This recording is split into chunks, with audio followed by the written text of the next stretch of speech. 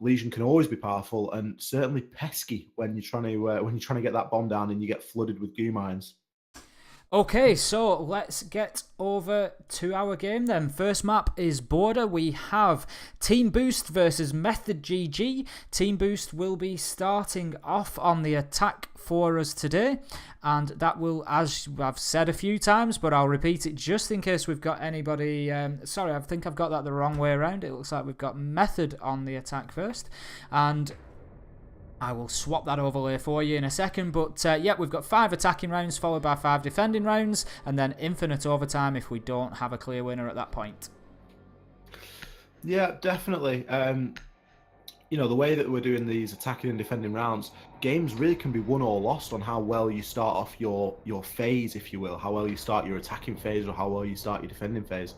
And often if you get some maps actually favour defence, and certain bomb sites, are really good to defend, certain bomb sites are really good to attack. So it does mix things up a little bit. We're going to be going upstairs into Armory, Lockers and Archives just about when Mirror loads in, but it appears that the players have loaded in just about now, and we're going to start looking at some gameplay. So we've got Sully there. Is going to be Sully's the unknown. Obviously Sully has not played yet. He's going to be the substitute, like we just said, for Badger, and he's going to be picking up the all-important Bandit role on this Armory Lockers defense. So Bandit's going to be an operator that maybe going to be looking to bandit trick and stop the well, there's no thermite, but maybe stop the Hibana pellets from going off. A little bit more tricky to bandit trick the Hibana pellets as well. It's already got me thinking, how do you attack an Armory objective without a thermite? If you go for an office push, if you go for a double wall push, usually the first thing you try to do is get a Thatcher up there, get the bandits taken off, maybe get somebody underneath to start attacking him, and then start blowing that wall open.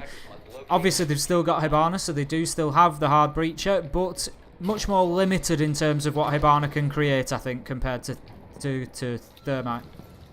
Yeah, you've definitely got that limitation. Although you've got 3, they're just not as big. But opting to reinforce the CCTV wall onto Armory Balcony, Team Boost have just done that there. So a little bit of a weird one. I think that attackers are going to feel rather safe on that balcony there, challenging the door and the wall. But Citizen there with an early run-out kill, I believe, from CCTV. And that just goes to show that you've got to be on your ball from day one, from the first second. Citizen there just taking good advantage of, a time where you expect players to be kind of feeling each other out, doing a lot of drone work. But no, not taking any of it. He's going to run straight out and get a kill. Dan going to pick up a beautiful kill with the Vector onto Tangi D. So that will be Dockerby off the board before she's even had a chance to, hotline bling and ring the phone. Sully there going to be looking a little bit aggressively. I'm seeing a really, really aggressive Team Boost here. I'm liking it.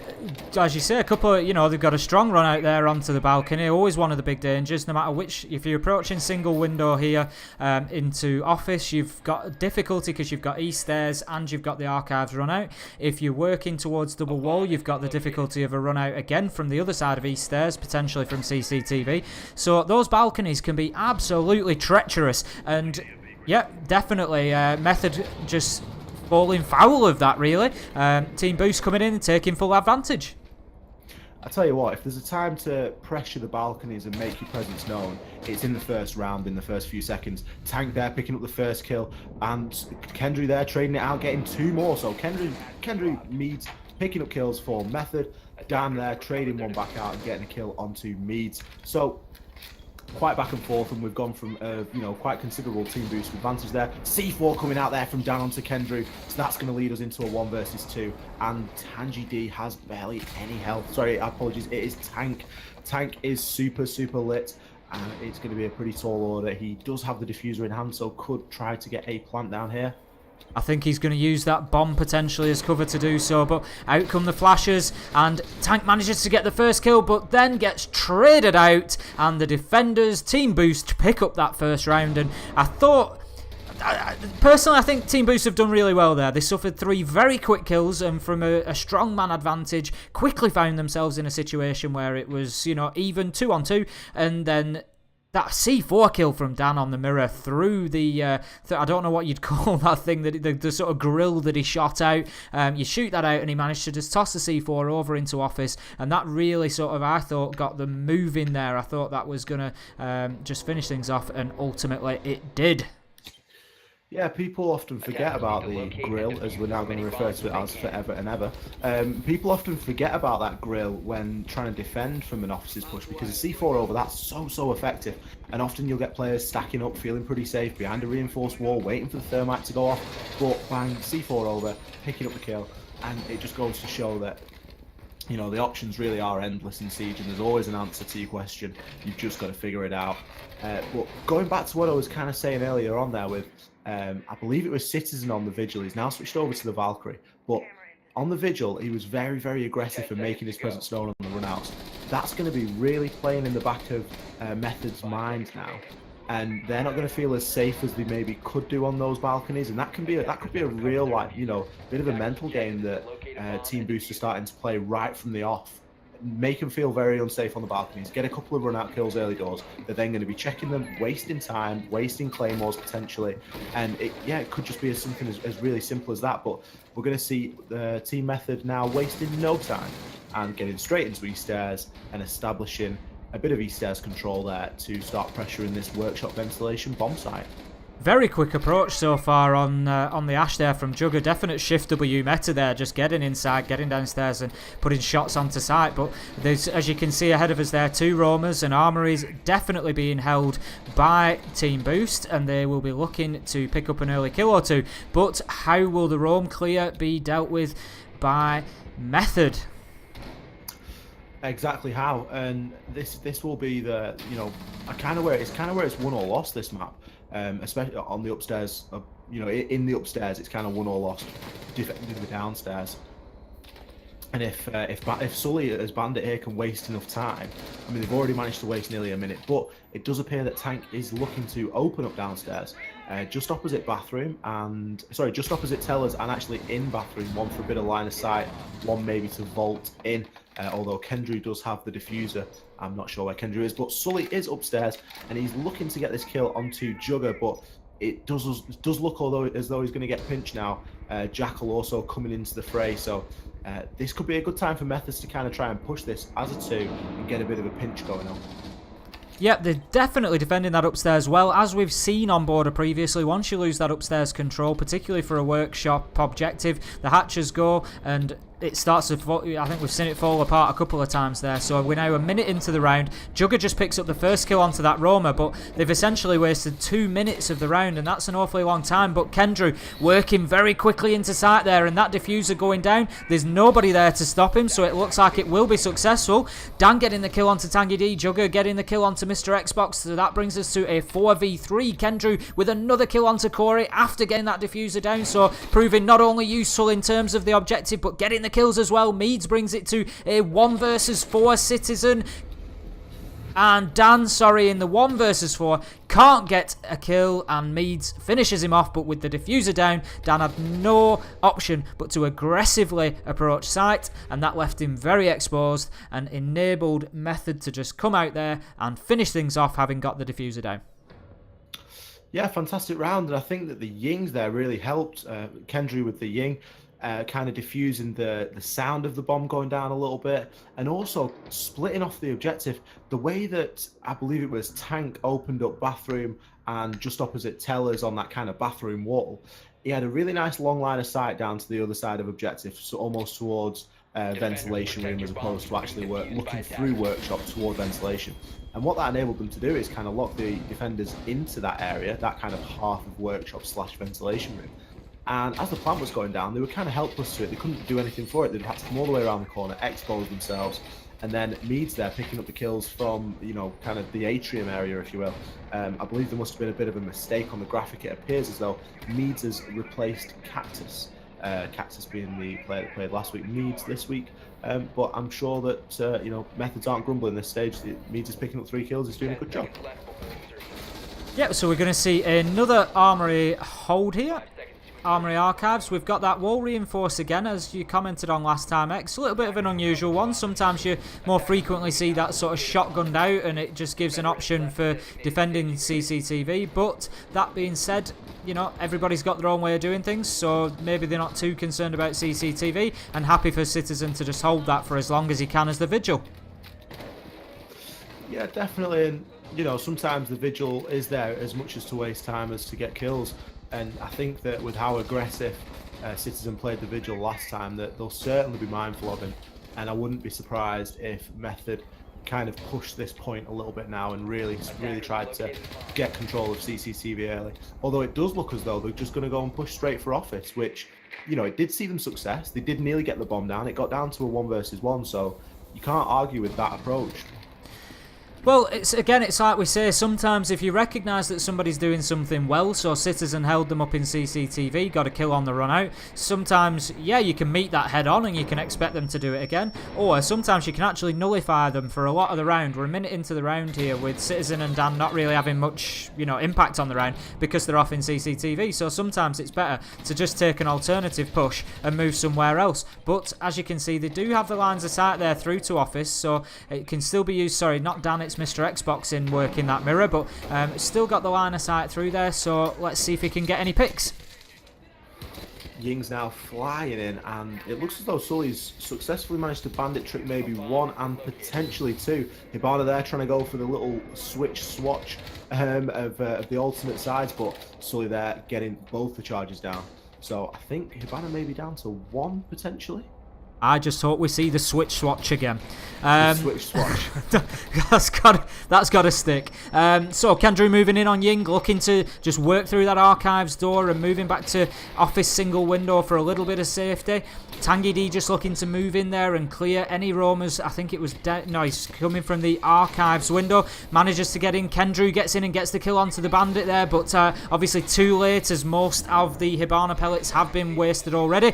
But meanwhile, the diffuser goes down again, so interesting contrast to some of the other games that we've seen so far. There's a definite priority being put on getting that diffuser down and playing the objective. Jugger getting the kill onto Dan, taking mirror off the board. Tangy D getting the kill onto Corey with 5 versus 2, and this is quickly going in the favour of Method. Jugger getting the kill. Can they finish this one out as flawless? We just have Mr. Xbox left. Kendrew moves in, gets the kill, and that will be a flawless round for Method, and I have to say, it was pretty clinical. Definitely, despite the fact that they didn't actually manage to get the wall open from archives into office. It just goes to show how they've adapted and sort of overcome that a little bit. And that's really good to see in a team. You know, it shows that they don't have to just stick to one plan. Something doesn't work, they're still going to execute, but they're just going to do it a little bit differently.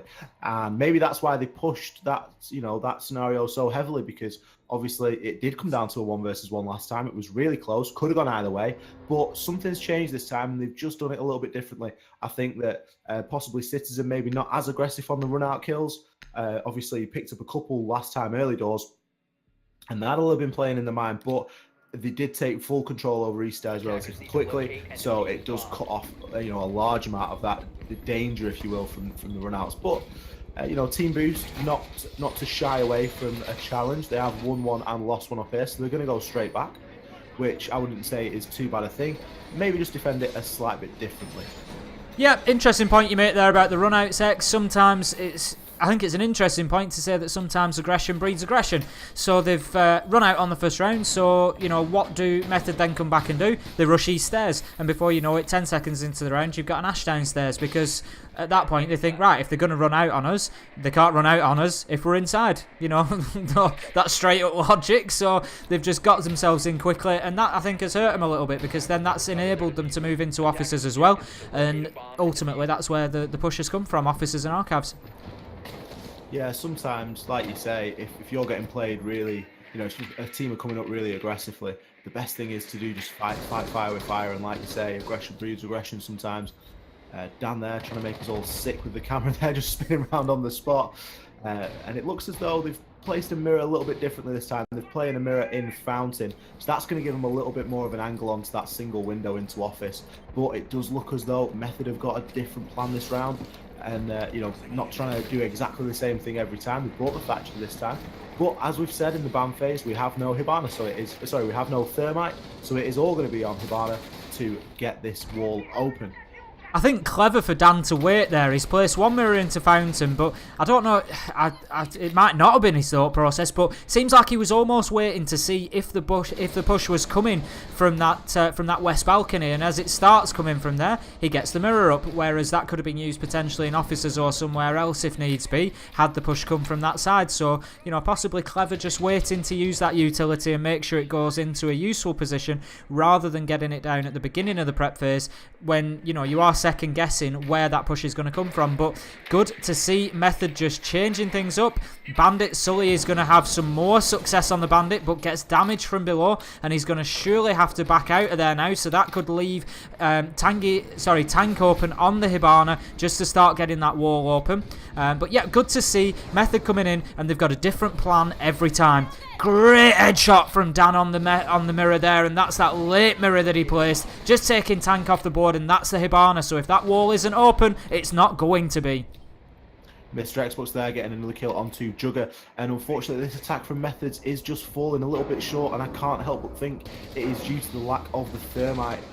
Team Boost here are doing a fantastic job of keeping them out, although Tangy has got full CCTV control, and they've now looked to have picked up the diffuser and getting some yings down into sight. There's going to be smoke grenades coming out. Kendrew really late, didn't really manage to get too far in there, and Sully picks him up. Diffuser is now going to get picked up, and another player is going to attempt to get in there and plant, but it just seems that mirror from Dan is just doing all the work it needs to do. Now, I would personally maybe like to say they've met a lot of opposition. Mr. Xbox just getting the kill onto Meads there. That leaves Tangy D in a 1v5 situation. He's got it all to do. Not only that, but he's also pinched. Mr. Xbox waiting on the stairs there and just picks up the final kill from East Stairs. Nice and easy, flawless round for Team Boost. As you say, coming back, they got a flawless round against them, so what better way to come back than to pick one up yourselves. But I commented at the beginning of that round that Method were doing very, very well in altering their approach. So they'd gone for an officer's push, they then went for a balcony double wall push. But what I think was a good example there maybe of something they didn't do was have the ability to change between those approaches on the fly, and that is something that can cost you. So they met a lot of resistance on West Balcony, and they've ended up trying to filter in through single door because double wall didn't get open. There's a mirror right next to that single door, which they know because they've lost people to it. And I think there comes a point before they lost 2 or 3 men there trying to get into that room, they have to say, this isn't working, let's go back to officers. It's only a 15-second rotation all the way around for most of the operators maximum, so let's get round there. Although we might not have Vibana pellets etc, we've just got a different approach. We can work archives door, archives window and fountain all simultaneously, and it just is much less of a funnel. Yeah, I do agree to that to some extent, but I mean, you've got to remember they were very reactive when they won upstairs, when they won the last round upstairs, because they got Bandit tricked off office wall into archives, but still managed to get the plant off just by going through doors and going through windows. Albeit they had 3 different entry points, and I do agree that banging your head against single door armory is a little bit daft at that stage once you've lost a few guys. But Sully was playing the mirror. Maybe not Sully actually. I think there was definitely a mirror played at Fountain as well, and that'll have just cut off offices. So I think that's probably testament to how well Team Boost defended that.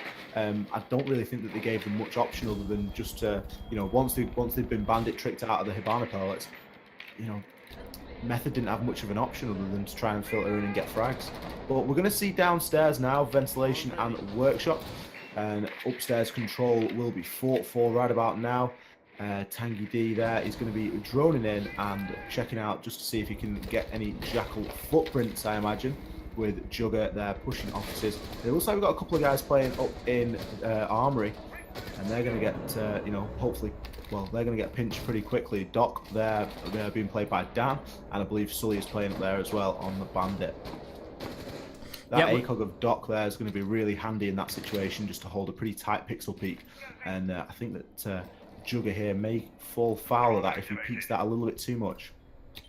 Yep, 5v5, halfway through the round now, approaching the 1 minute 30 mark quickly, and Just maybe a little bit more progress required upstairs on the roam clear, but still plenty of time yet. They just need to start, I think, getting things moving. But, oh, Jugger just going for the vertical kill with Sledge there, but gets taken out by Sully. Not an easy thing to do on the Bandit there. Fighting uphill is always difficult, and Sully now just going to have to get down on the prone behind that desk, and he's just waiting to see if anybody starts pushing from bathroom. Tank getting a kill through that hole that's been opened onto Quarry, and that leaves us in a 4v4. 4v4 with around a minute on the clock. Plenty of utility left on both sides. And Tank there opening up bathroom. Jackal getting some footprints. Mead's there picking up a kill onto Sully, and unfortunately it looks like Hibana's pellets haven't gone all the way through. Dan picking up Tank. Citizen picking up Tangy G. Dan there again on the ACOG, using that really long line of sight and making the most of that ACOG like we said that he would. It seems unfortunate there, and that's kind of why you want a Thermite to open walls, you know, with a bit of a guarantee, because it seems as though Hibana's pellets have just kind of not quite worked as well as they could. Mr. Xbox still playing upstairs, just playing for that plant. Kendry now very, very lit, going to go and plant in exactly the same place as he did last time with Meads covering. Meads picks up the kill on Citizen. This is bringing us 2v2. The diffuser has gone down, so Mr. Xbox is going to look to rotate back and go through tellers, but a stray Claymore from Kendry, well, maybe not stray, maybe very well placed. Claymore from Kendry does the job. Dan picks the kill up onto Kendry, and we're now in a 1 versus 1. We've got Meads as Thatcher versus Dan as Doc. The diffuser is around halfway through, and it looks as though, yeah, Dan's going to start pushing Meads there, and Meads is just waiting, probably listening for that diffuser to sound to be hit. And Doc is probably pretty much all the way through diffusing, and it looks as though he's going to get it. Doesn't manage to get the wall bang, so Dan on Doc is going to pick the diffuse up, and that's fantastic play. You don't often see the diffuser being diffused in a 1v1 situation like that. I think Meads maybe just put him on a little bit of too long of a leash there by moving all the way back into customs. I think it probably limited his ability to hear. I don't know whether they maybe had a drone left watching that, but I would have expected him to move quicker if they did have a drone watching it. And then to have to rely on the wall bang there at the end. You know where the diffuser is, but that just goes to show you can know where it is, and it's still not an easy thing to do. He missed by millimetres, but it cost his team the round. So maybe just putting him on a little bit of a long leash there, and should have started moving back a little bit sooner and just kept in slightly closer proximity. I know you don't want to get into a direct gunfight with Doc. He's on the ACOG. Thatcher's low on health. It wasn't an easy situation, but I think he maybe just stood off a little bit too far. Yeah, definitely. And I think that sometimes you can give a 3 armor 1 speed, that little bit too much benefit of the doubt, if you will, doubting how quickly they can move and stuff like that. But, I think Dan just taking the initiative there, and it's the old saying, isn't it? Pros don't fake, and he didn't fake it. He got on it, and he just decided, you know what, I'm going to defuse this, and if he comes and gets me, he gets me. If not, I'll have defused it. And that I think they were playing a Valkyrie that last round as well, which well placed Valkyrie cam will really aid you in that situation. If you can tell that someone's over in passport and you're trying to defuse, you've got a couple of seconds to get a good hit on, and if they're not going to challenge you straight away, so. Definitely playing the clock there, and always good to see. So we're going to go back upstairs into Armory now, and this is going to be the first attacking phase for Team Boost and the first defensive phase for Method. Yep, Dan has twitched there, just moving inside quickly. We've seen that aggression on East Stairs used against them, so maybe just taking a leaf out of Method's book there, and that we will see Valkyrie, Tangy D as Val, just defending herself from the Twitch drone inside of Archives there. Ash's Citizen holding a horrible peek through a single hole in CCTV there, looking through onto site, and I think we are looking at an Officer's Archive push at the moment. Yeah, I'm pretty surprised to see Dana's Twitch there not wasting, but using his Twitch charges, to get Valkyrie down a couple of hit points. But I guess if they were seen, then, if your Twitch drone's been seen, then I guess you kind of get a few shots off before it gets shot. But it does look like he's managed to get the fountain mirror open, which is going to be absolutely key in this hold, and then just putting a little bit of damage down onto Jaeger to let him know he's there. But yeah, the fountain mirror there is that being open is going to be absolutely fantastic for the attack, because they're going to be able to push in a lot more, with a lot more surety that no one's actually going to be playing behind that. So that's going to make all of the difference this time, which obviously last time it didn't do. Citizen there picking up the kill onto Meads. Dan trading it, getting another kill, sorry, straight onto Jugger. So 2 quick kills for Team Boost there, and it looks as though they may have found their form from last time. Tangy D there getting taken out by Dan as the Twitch. So quickly we found ourselves in a 5 versus 2 in favour of Team Boost.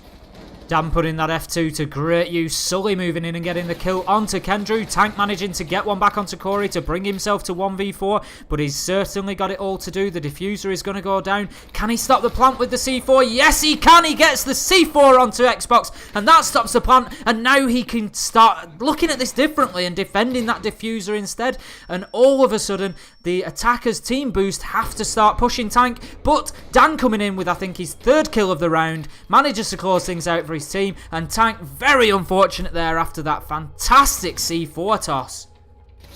It was almost a disaster there for Team Boost. I think that whoever was playing Sledge grenaded into trying to grenade through. It didn't quite go through. It bounced back, hit Dan for a load of damage, and it was almost a different story. I think, great try from the Mirror. The Mirror is not a great operator for those clutch situations purely because of the high rate of fire and, relative small magazine count. It does make clutch situations very difficult to chain kills together, especially when you start taking the shotgun as the secondary, as most Mirror players do for the the destruction aspects of it all. So, super close round. But it does look as though Method are going to give that go, give that one another go. That was only their first defensive round, don't forget. So certainly, things that they can do, and I'm sure that they will try something different this time.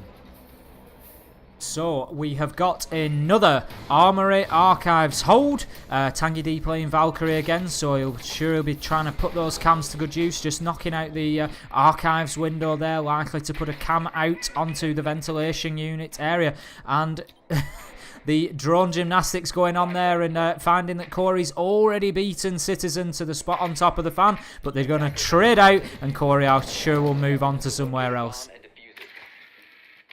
Yeah, sometimes it's just better to, dip out and save yourself. But I'm interested to see what kind of push we see this time. Are we going to see an Archives push, or are we going to see a main wall push? Because we've seen a very unsuccessful main wall push previously, when, the teams were flipped back around.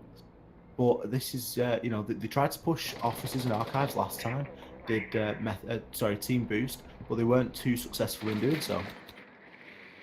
Yep, we've got IQ there moving into CCTV quickly, and again, this is something that we've definitely seen as a trait in this match, is this quick aggression into the building, just getting inside, and whether that is, again, as we said earlier, through fear of the run out or not, we're not sure, but I can't imagine it is, because they've got players on the balconies. But I think once you get a player or two inside the building, those run outs just become a lot more difficult, because now nobody's going to run out on you from CCTV because you've got a player in there. Sully just putting the grenade in there from Sledge, but Jugger moving out of sight and avoiding it, and he will continue to fight that fight on single window. Jugger there just going to be holding a pretty tight angle, like you say, just continuing the fight. Dan getting a little bit of spray and pray in. Jugger there picking up that kill onto Dan, so not sure where that was from really. I thought Dan was on a different balcony, but possibly not. And Meads there is going to be, pretty unsafe behind that Mirror, having, the Mirror being opened again by Dan before he's popped it.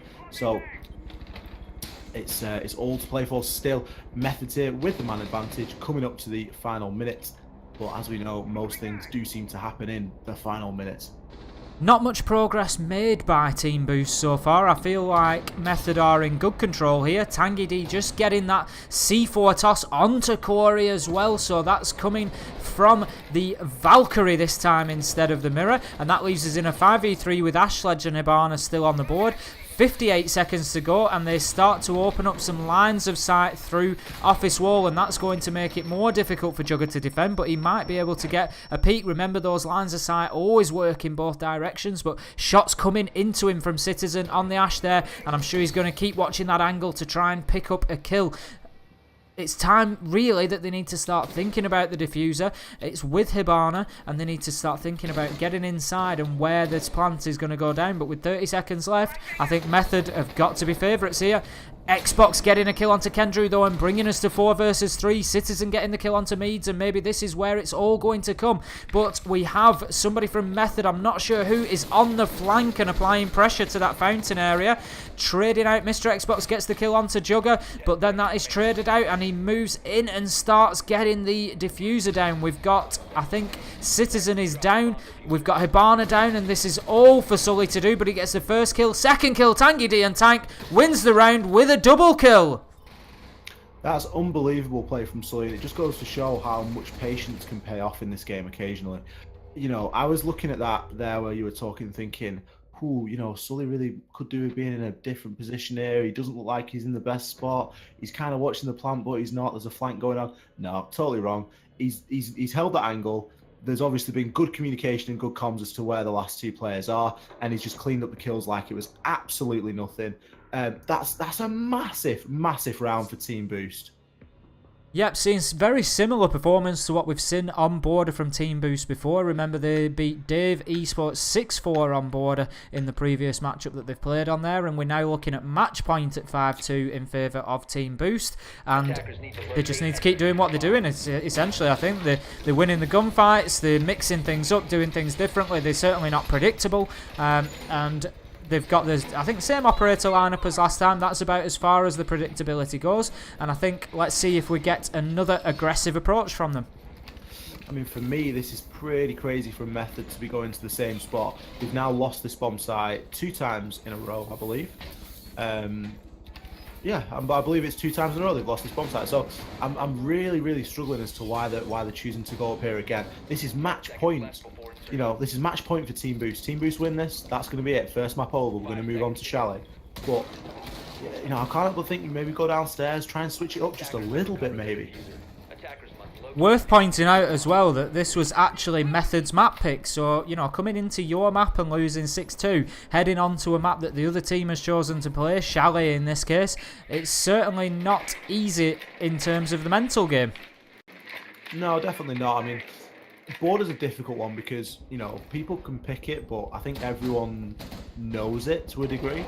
It's one of the more popular maps, isn't it? I think everyone's got that, you know, everyone's had a bit of a soft spot for Border at some point, I'm pretty sure. So it is a tricky one when Border comes in because you do never know if the other team is going to actually really enjoy playing it, and they're just not going to ban it because they don't want to waste a ban. They want to, you know, pick out different different maps and stuff like that, target on different stuff. If Border comes in, they're happy to play it, but if it doesn't, it's no great shakes. But they're not going to waste one of their bans on it, and I think that's maybe where, you know, the category that Border sometimes falls in.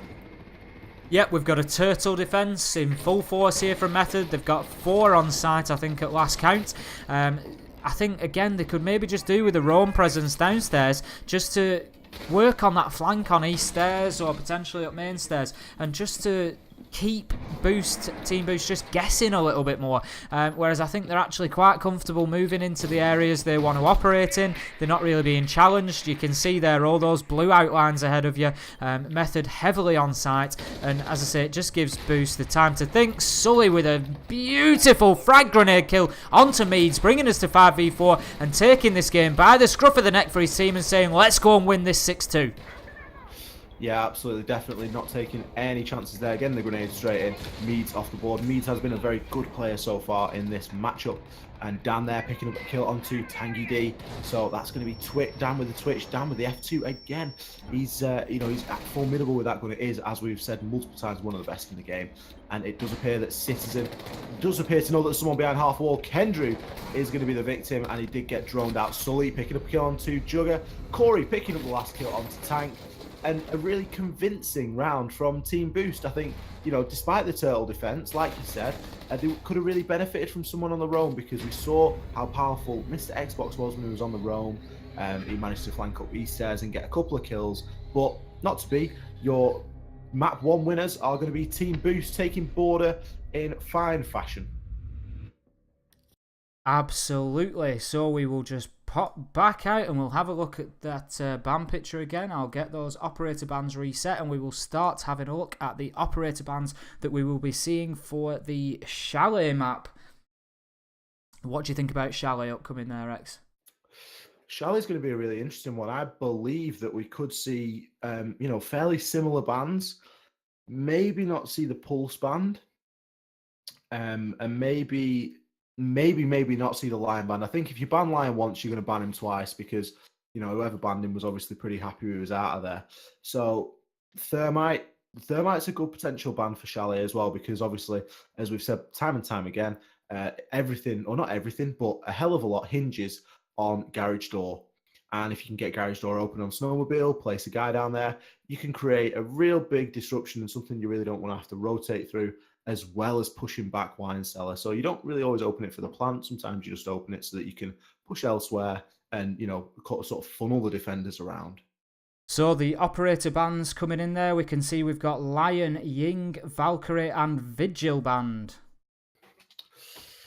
Lion, Ying, Valk, and Vigil. Well, Valk and Vigil are an interesting set because they're both extremely powerful on Chalet. Obviously, as we all know, outside cameras are my favorite, and I think many of people's favorite just because of the information that they provide. Very powerful outside snowmobile and really powerful on a dining and trophy defense as well, or a kitchen and trophy defense rather.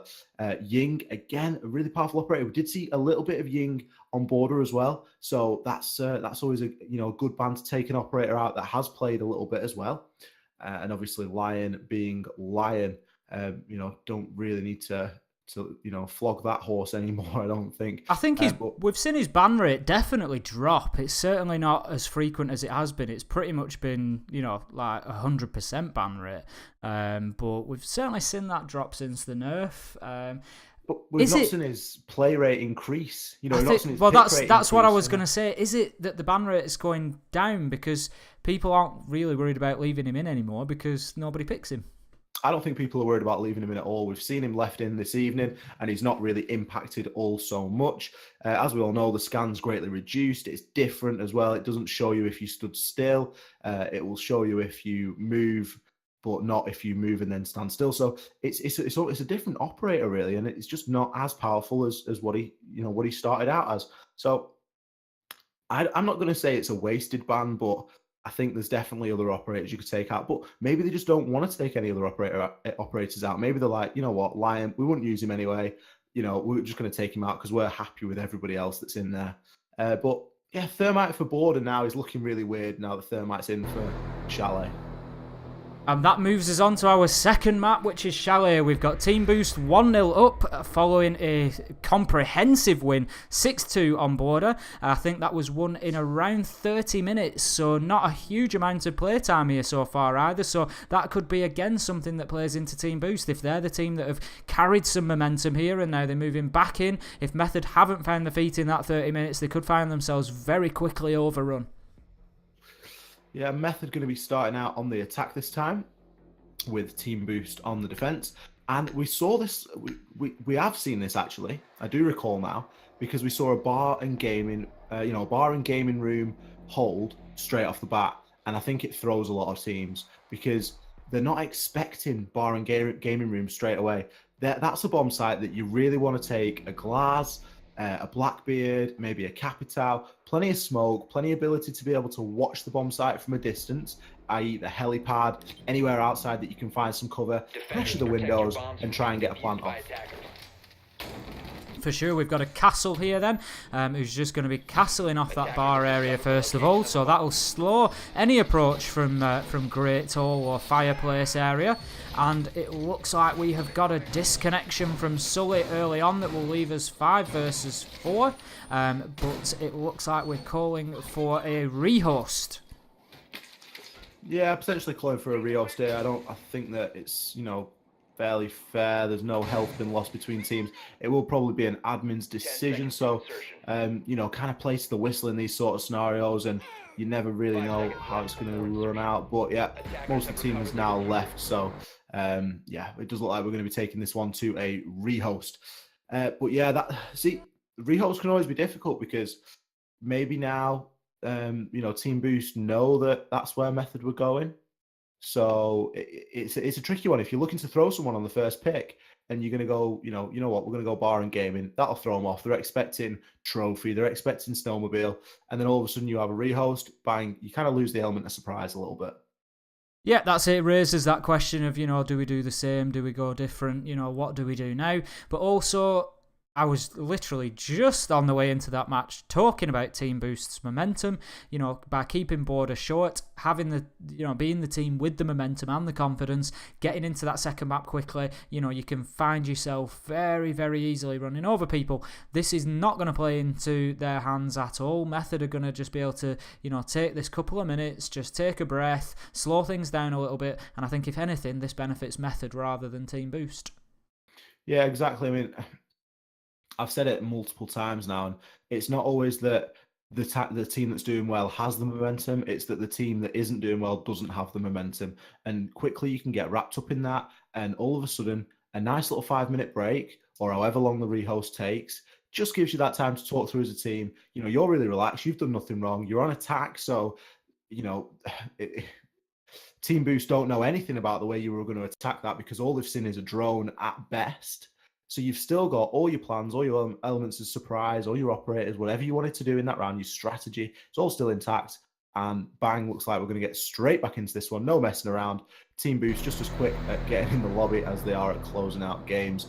Thank you very much, guys, for getting back so quickly. It makes everything a little bit easier. And thanks to our Star Observer medics for turning that round so quickly as well. So, as we see, we are at the beginning of the match. We are still 0-0. There was no rounds won. The disconnection came in the first 15 seconds of the prep phase, so we called for a rehost, and here it is. We are going again to Bahrain Gaming. So, could this be the bluff, double bluff? They maybe presume that they're going to move, so they go with the Bahrain Gaming again and just keep that element of surprise, maybe. Yeah, absolutely. It's bold, and I like it. But the attackers haven't done anything to change. They've not reacted to it in any way. I'm not all too sure on the rules on rehosts. I don't know if you have to take the same operators or not. But I don't really have to worry about that. So it's by the by. But yeah, I'd really maybe like to see a glass, because glass can be quite useful on multiple locations on Chalet. And Bahrain Gaming probably being one of the most useful. If you can get that diffuser down in the corner, get upstairs control, get some smoke going on, you're onto a winner. But it looks as though we're going to be playing a mirror now. Mirror often plays upstairs out of library, or potentially sometimes in bar looking into gaming. So it'd be interesting to see where those mirrors get placed, because that can really halt the attackers' push in the way that they hold this site. Yep, as you say, there's some definite utility being spent upstairs there, so they're going to want to be defending, particularly the library area. You want to keep people out of being above you. We've already seen tonight a number of good vertical kills. On Bank, we saw CEO used to deadly effect, and so it's just about keeping people out, and they're obviously using that mirror there. That can be very, very difficult to then move through that double window or single door into game room to get a quick plant down, so that mirror will be effective as long as they can defend that rear side. Maybe send Ash round to main lobby to take that castle out. Tank getting an early kill onto Mr. Xbox though. Was that a potential spawn peak that's just gone wrong? Quite possibly. It is very popular for spawn peaks on this map, and there we go, Sully there just narrowly missing out on the kill on the border. I believe that he got Kendry down, but Tangy D there coming out with the frag grenade and picking up the kill. So a really early advantage there for Method.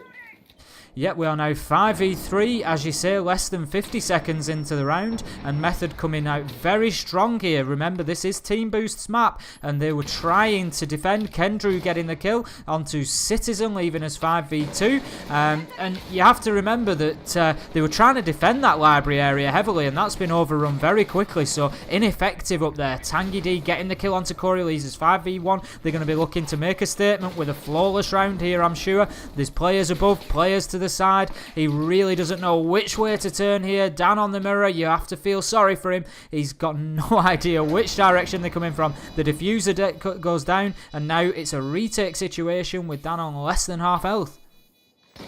Yeah, Dan's got it all to do here. We've got Method there on the Kanto spot on the balcony, and as soon as he moves, he's going to get some shots put in, and that is going to be all she wrote. Dan getting taken out there. Flawless round from Method. And it does just go to show you don't always need the right, or the ideal operators for a situation. Just operators you're comfortable with. They'll do just as well most of the time. And, they managed to clear upstairs, get some control, get the diffuser down, ultimately get the job done.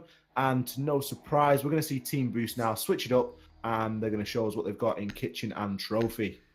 What a statement from Method. As we said, that short rehouse, maybe just giving them a couple of minutes to have a chat with each other, just slow things down, calm the nerves, and just try to assert some dominance over this map. I think this is going to be a pivotal round now. If Method can come in here, take a second attack win on the bounce, it's going to start getting very difficult for Team Boost, and it's going to play into the mind for sure.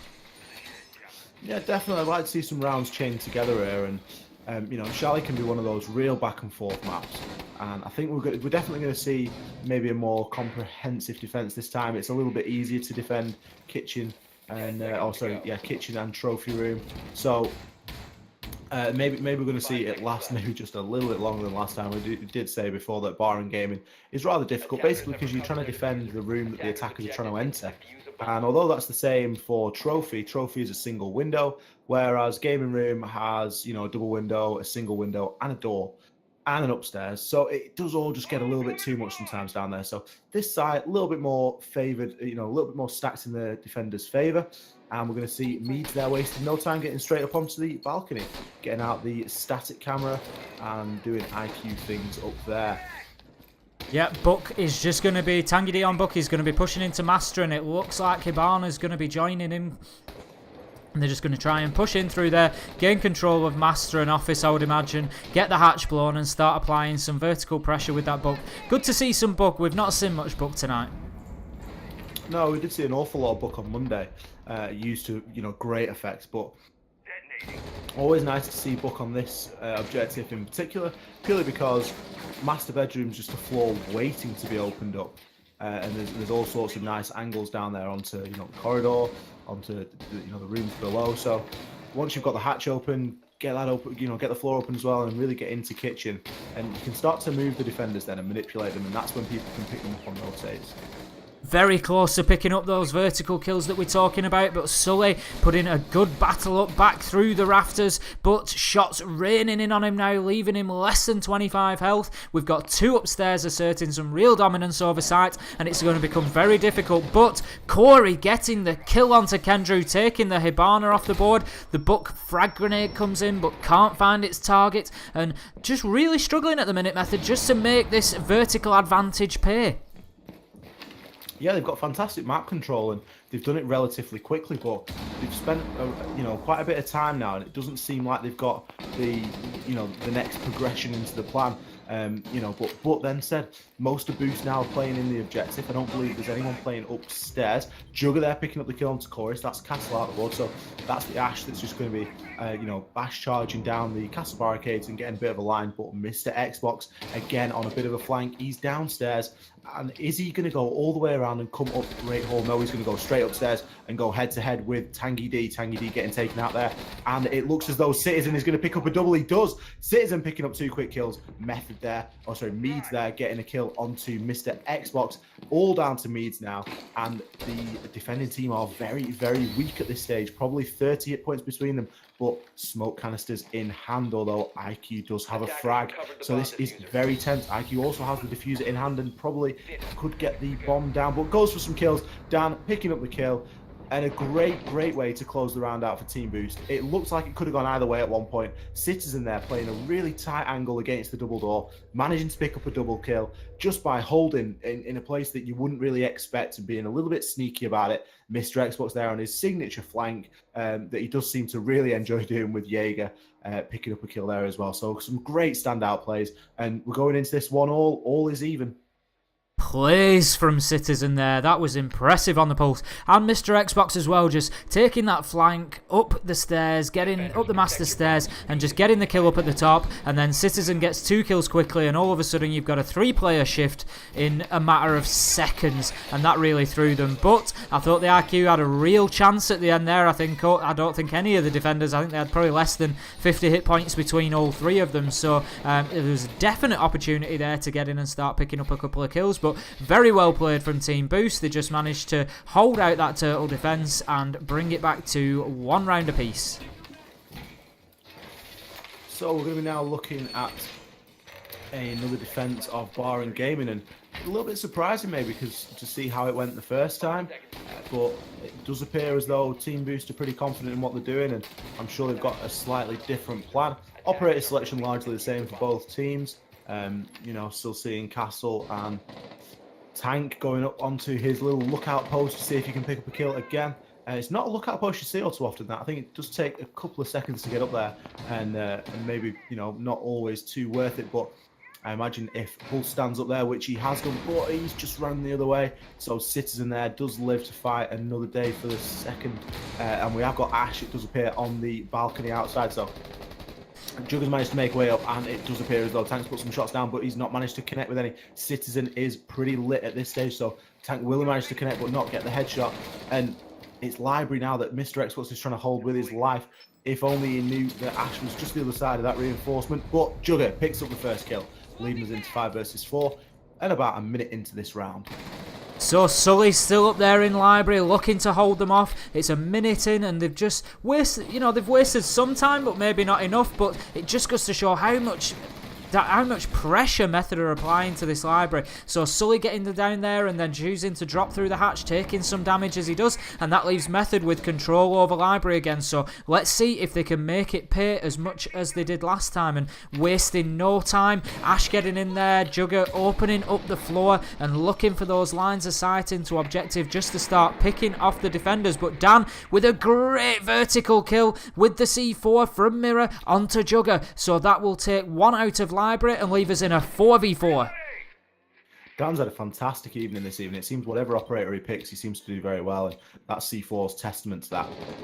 Sully is still hanging out upstairs, and he does manage to get the kill onto Meads. So Meads has played that balcony now probably 3 times in a row. I think every single round, Sully has picked up on that, and he's managed to be rewarded. He's got a kill off the outside of the office onto the balcony, which is always a bit of a difficult one to get, and that just drags the man count a little bit further in their favour, bringing it 4 versus 3 in favour of Boost currently, although 2 players on Boost team have got rather low hit points. Tangy D there picking up the kill onto Dan. Caster's Curse on Dan. Kendrew picking up a kill on Citizen quickly, bringing this back to a 3 versus 2 with the diffuser down, but Corey picking up the first kill onto Kendrew on this retake, 2 versus 2. Sully is about to come to blows with somebody up in Library. I believe it is Tangy D, and if he only knew, Tangy D there is just in between the bookcases. Sully manages to pick up the kill, so the last player alive is going to be Tank on the helipad. Tank picks up the first kill onto Sully, and Corey is going to go for this run-out kill, but unfortunately doesn't quite manage to see him. Tank has got a great line of sight onto this bomb, but I believe Corey just needs to get on it and start defusing to see if he can bait him out a little bit. And he is on it, but Tank is unable to get a line on him and not able to shoot him. Corey basically long arms it, but doesn't quite manage to pull it off. Tank picks up the kill. I'd say narrowly, really. It was couldn't really see him at that stage. It was a little bit of a risky one. I think a few seconds either way, and that goes much differently. But a really close round between these two teams. Excellent round there. I think there was an attempt at some very quick drone work from Tank there on Thermite. I think what he was trying to do was just jump a drone in through that window so that his team could watch for the defuse, because he was obviously had his line of sight obscured by that tree. I'm not sure if he managed to achieve that or not, but I was very impressed with the players from Sully there. He was defending Library. He took a lot of shots as damage, and I commented on the time that he dropped back through hatch and lived to fight another day. But what I liked to see was then he got another kill back upstairs again, so he's moved upstairs and just started pressuring again. And it's sometimes that constant hassling, just dropping away. You've took a couple of shots, you know, live to fight another day, give it 30 seconds and head back up again on the roam and just start pestering them, and then they can never be confident in what they're doing until you've moved back. And then he got the fantastic kill onto the book and very nearly did the job. Yeah, loose roamers are the most dangerous kind, I think. And by loose, I mean just ones that you can't really pin down. A player that can go from playing upstairs in one location to playing upstairs in another location, only like 5 meters away, but by rotating all the way through the map without getting killed, probably taking a few drones out on the way, and then to get a kill. They're the kind of players you need on your team, and Sully did exactly that round, which was brilliant to see. Moving into this 4th round now, we're going to see Kitchen and Trophy Room yet again, and we've got Mead still going up onto that Kanto spot, onto that balcony, and I just believe it's a bit of a player habit at this stage, and I'd love to see someone just spawn peek him out of office next time as he gets up the ladder, or maybe up on the rappel. Yep, interesting to see what goes down now. We've got Buck just moving in there as Tangy D, getting that floor opened up again. They've had some success on the vertical, but they've also lost a couple of operators through those vertical attempts. So I don't think Boost will be too worried about this. They will maybe be looking to trade some shots back. Sully there taking a few hit points of damage as the mute. Maybe from Tangy D upstairs. Tangy D getting the floor open in Master, and it looks as though some drone work's going to go on throughout Library. Just try and maintain and get Library control. That's going to be helped massively by Meads on the balcony outside. Frag grenades coming down now, but they don't appear to be quite reaching the target. Sully there, although taking a little bit more damage. Sully there probably on about 25 hit points maybe, and the floor continuing to be opened by Buck, as they just try and maintain a little bit more upstairs control. But the C4 toss comes in and is successful. Tangy D gets taken out by the C4 toss from Citizen. So that's going to be the first kill on the board for Team Boost. And Tank there can just about see somebody downstairs. I believe it's Castle. Yep, it is. He can just about see him, but he just couldn't get a shot in. Jugger on the bottom of the stairs again in Great Hall, opening up those castle barricades and trying to get a line into the objective. He did exactly the same thing last time, and Mr. Xbox was on the roam last time, and I'd like to see if he is on the roam this time again. Corey D trying to keep the objective held down, and Citizen as well, just in a cheeky little spot on one of the flowery beds in the objective. And droning work now coming out for Team Method. I am loving seeing these C4 kills tonight. I think that must be the 6th or 7th that we've seen possibly. I don't think I've ever seen so many in one match, to be honest. It's brilliant. No, we've definitely seen a lot of C4s. We've seen a lot of kills from, vertical holes that have been opened up one way and then used the other. But Corey there picking up a kill onto Jugger. Tank trading it straight back out onto Corey. 4 versus 3 in favour of Team Boost. And it's coming into the final few seconds of the round. Sully and Mr. Xbox, I believe, still on a little bit of a roam. Tank there is going to be looking to clear out Kitchen and possibly get the bomb down, seeing as there's such little time left. But Citizen picking up the first kill and managing to down his own teammate in the process. Could that hurt them? Kendry picking up Citizen. Dan picking up Kendry straight away. So Meads is now left in a 1 versus 3, but it is an effective 1 versus 2 due to Sully being down. And the plant is going to start to go down. So are they going to revive the man, or are they just going to push this point? Who knows yet, but Mr. Xbox and Dan both pushing in. Meads picks up the first kill, and the attackers are going to win the round, so that is really going to hurt them. Citizen there down in his own man. Meads doing what he needed to do and getting the diffuser down, and then just picking up 2 beautiful kills at the end. I can't help but think you've got to get your man up in that situation, make it 3-on-1, but you'd think a 2-on-1 would do it, but Meads just pulls it out of the bag, and that's going to take a 3-1 lead in favour of Method. Yeah, I think they maybe got a little bit of tunnel vision towards that diffuser going down. Obviously, it's always difficult once it has gone down, but as you say, there was an option there to revive the man and go into that engagement 3-on-1. The diffuser went down anyway because they didn't push quickly enough, so, either push really quickly and try and catch him whilst the diffuser's going down, or go and get your man up and go at it 3 versus 1 when you can create a pinch. You've still got about, 30 seconds to do something about that then, and I think, hindsight's 20/20, but I think just getting your man up and going 3 versus 1 in that situation would have been a bit of a positive for them.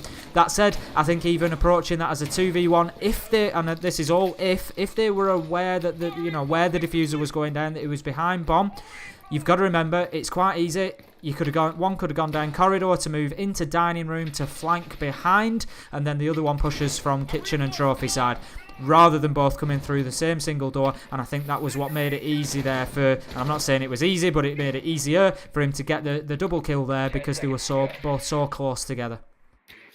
It was just a really unfortunate circumstance, and I think that a Citizen's flick onto Sully was just a catalogue of bad timing, really. He just got a kill. He was obviously really pumped up looking for the next and just flicked on, managed to get a few shots down, but that seems to be the moment where it all sorted, to go pear-shaped. Kendry got a few kills and then, got traded out. But, nothing to be taken away from Meads in that situation. He got the bomb down. I think it was on 0 seconds when he started planting, and managed then to pick up 2 kills just after planting the bomb in relatively in the open as well.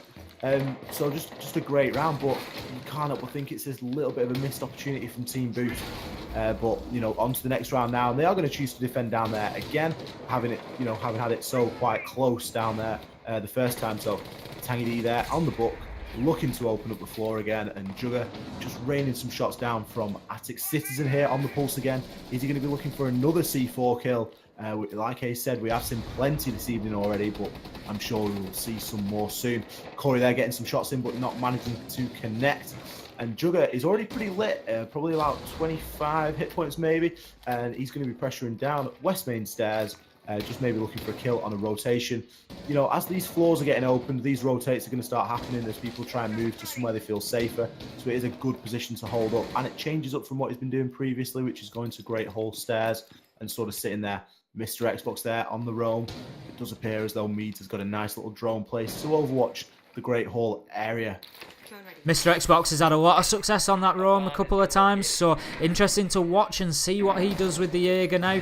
See if he can get in and just start getting those frags for his team. But Kendrew managing to get one through the kitchen window onto Sully there. It was not an easy kill. There was certainly some debris in the way obscuring his view there, but he got in there and got the headshot, which is 5v4 in favour of Method now. And they're going to strongly be looking to come out and take this 4-1 and go into their defensive phase definitely on top.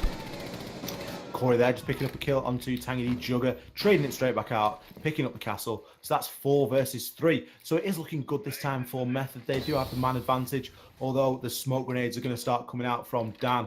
Dan is pretty lit, and Mr. Xbox still playing downstairs, so there are only 2 members of Team Boost on site. So this has got to be the point where Mr. Xbox tries to rotate back up, but he's probably conscious of Meads on that Kanto spot on that balcony. Mr. Xbox there picking up his first kill from the hatch below onto Tank, and he's going to look to get another, but Jugger was only picking up the diffuser. Meads still upstairs, just covering all those rotations, and it's an interesting operator to choose to do that. IQ, you usually see a Blackbeard up there or something like that, maybe a Glass, but IQ doing the job just as well. Citizen there, very unfortunate. I think he may be down Jugger in the process and potentially took a few shots away from somebody else, but Kendrew there picking up the kill onto Dan as Dan tries to rotate round, doing a bit of a run out there, and it's now left us in a 3 versus 2 in favour of Team Method. Kendrew there picking up another kill onto Citizen. That's left us in a 3 versus 1, and it is now all for Mr. Xbox to do. The diffuser has not got all the time in the world left on it either. He's going to have to drop here and make something happen, but unfortunately gets killed from a head glitch on the bomb by Jugger playing the Ash. Jugger very lit there, only would have been 1 bullet and been gone, but Jugger managed to pick up the kill nonetheless, and that moves us out of the first attacking phase for Team Method and into their defending phase.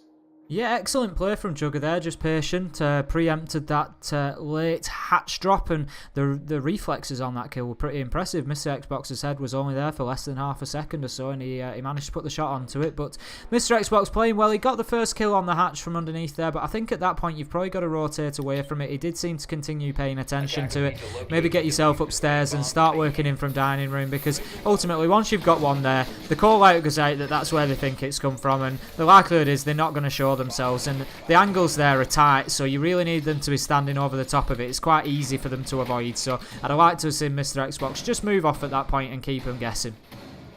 Yeah, it's a really tough angle that to challenge from downstairs. Obviously, hatches are notorious in Siege for, notoriously difficult to challenge from below. So, always a really difficult one.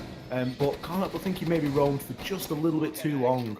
I would maybe like to see him rotate back up a little bit sooner, maybe try and pick up a kill from Great Hall Stairs, but as we know, Meads was playing on the Kanto spot on the balcony, so, it just goes to show how powerful that spot is. You can cut off a lot of the attacker rotations, and, the attackers pretty much can't get from one half of the map to the other without, moving through that main area, whether that's by library stairs, through bar, or, underneath the map and then, through Great Hall. So it is a really powerful spot, and you can see why Meads was so keen to play it.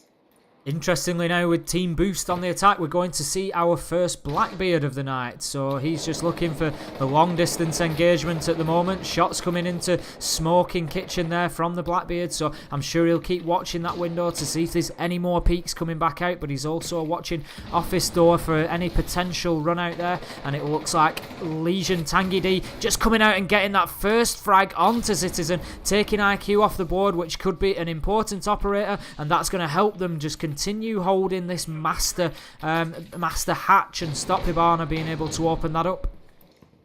Yeah, they're really investing in this hatch to try and keep it shut. Obviously playing 2 people up there.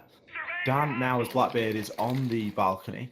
and he's going to now look to maybe put a little bit of pressure on into Master, get a few shots fired in, but he's got to be careful not to hit, not to hit Mr. Xbox through that as well. Mr. Xbox now coming up on the repel, and Jugger just getting that kill with ease. So Tank there picking up another kill onto Sully. Dan trading that straight back out, getting Tank, and now Jugger and Jugger and Dan know exactly where each other are, and they're going to face off. But it looks as though Jugger is going to opt to get back into the objective with the help of Kendrew, opening up the window for him as he drops down. If that's not teamwork, I don't know what is.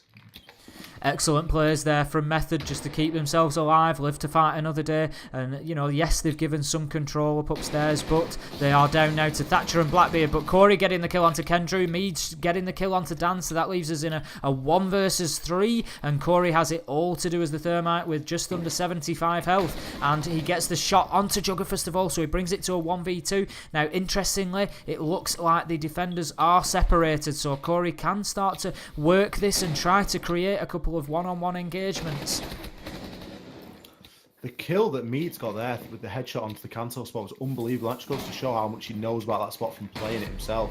But Meads there manages to pick up the final kill onto Cut. Well, closing out the round, 5-1 in favour of Method. So Method are doing fantastic on this map, and it really does go to show that this is their map pick. No, this was actually Boost's map pick. Are you joking? I'm not. Well, it's just gone the absolute opposite way. Really well, Method have chosen Border and gone in there and been taken apart 6-2, and then they return the favour by coming onto Chalet and absolutely dominating Team Boost so far. So, it just goes to show, I think that, the teams are so well versed on all of the maps that as much as something might be somebody's pick, you still expect these teams playing at this level to be coming into it and being very familiar with it, very comfortable, and I think that's exactly what we're seeing tonight. I can't believe we've not seen a snowmobile, snowmobile garage hold and wine cellar. We've seen a lot of bar and gaming, and we've seen predictably a lot of trophy and trophy and kitchen, but not seen any downstairs play whatsoever. I can believe it. I hate defending snowmobile. But Ying's off the board.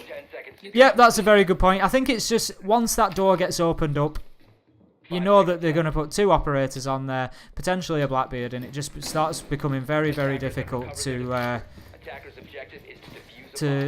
keep them out of there. Yeah, it does look as though we've suffered another off-operator pick there, the Valkyrie, being chosen there by, I believe, Tank. Bit of a tough one there. Got to take their honour for it that they destroyed the cams. We definitely saw them destroy 1. So, tough to come into the match point round in that sort of a fashion. Already going to be a man down. That's the second time we've seen it. This evening really. We've not actually seen it yet. Obviously, we had Ella chosen earlier while she was banned. But yeah, always a tough one. Just especially on match point, because that can be something that throws you. And all of a sudden, if Team Boost now are able to chain a couple of rounds together, you never know. We might see an overtime on this map, but we will have to see. They've certainly got an uphill struggle ahead of them. Good bit of sportsmanship to see Citizen actually saying thank you there for the action in killing Valk and taking out the cams. So Team Boost definitely happy to continue, and they will certainly be looking to take advantage of the situation and get this for 5-2. We've got IQ holding a tight angle there. Citizen just watching in as the plant goes down from Corey, and it's going to be very difficult for Method to do anything about this. Yep, the plant goes down, and Citizen had that angle covered. Sully getting the kill onto the Mead, so that leaves us 3-on-5, 2-on-5 as Citizen gets the kill onto Tangy. Kendrew getting the kill onto Corey. Sully picking Kendrew up in a direct trade, and that leaves us 1v4 with Jugger having it all to do here for Method. He's approaching, but all of these angles are surely going to be what you could see. One person on each door and window there. Dan getting the final kill onto Jugger just after he'd managed to pick up the headshot onto Citizen, and that will bring us 5-2, still in favour of Method. So Method is still definitely in a good position to close this one out. Maybe in a better position than they were that round, due to the fact that they can now go back to trophy. But it appears like they're going to choose bar and gaming again. Interesting one. It seems to be becoming a really popular site, does Barron Gaming. As you've said, we saw it the other night, and to us it seemed like a bit of a surprise pick. But I suppose if you can keep library control, even potentially, I mean, it's a risky move opening the hatch, but it allows you to rotate back to site and also to manage site from library. I suppose, you know, if you can keep hold of that, that's the key to it, really. But that's been the problem that we've been seeing people having. They tend to just sort of throw 4 or 5 attackers up there and clear it out quite quickly. Yeah, and I mean, at this stage, Method are a couple of rounds up, so you never know if they've got something particular that they would like to try. Obviously, they brought the Valkyrie last time, so it does appear as though Tank is on the pulse this time. So, you know, equal sort of information gathering potential there, I would guess. And obviously got the C4, so maybe they've got something they'd like to give a go, and they're just trying to, you know, try and hash it out on Bar and Gaming now while they're a couple of rounds ahead, and then, you know, they can always fall back onto that safety net of Trophy and Kitchen in a round if they do, you know, if they are unsuccessful here. But again, it does look like they're going to be investing heavily upstairs. But it's like I said, you're struggling to defend it purely because it's where the attackers are trying to attack the room that you're directly trying to offend. You know, trying to defend from multiple locations, and that's really where the difficulty comes. But we're seeing another Blackbeard now. Dan picking up the Blackbeard again, and Hibana's getting burnt. So Hibana burning the ADSs. So it looks as though IQ may be looking for a bit of a grenade throw in there. Already put a drone in, seeing that there's 2 players playing in there. So I'd expect to see a grenade coming in there pretty soon.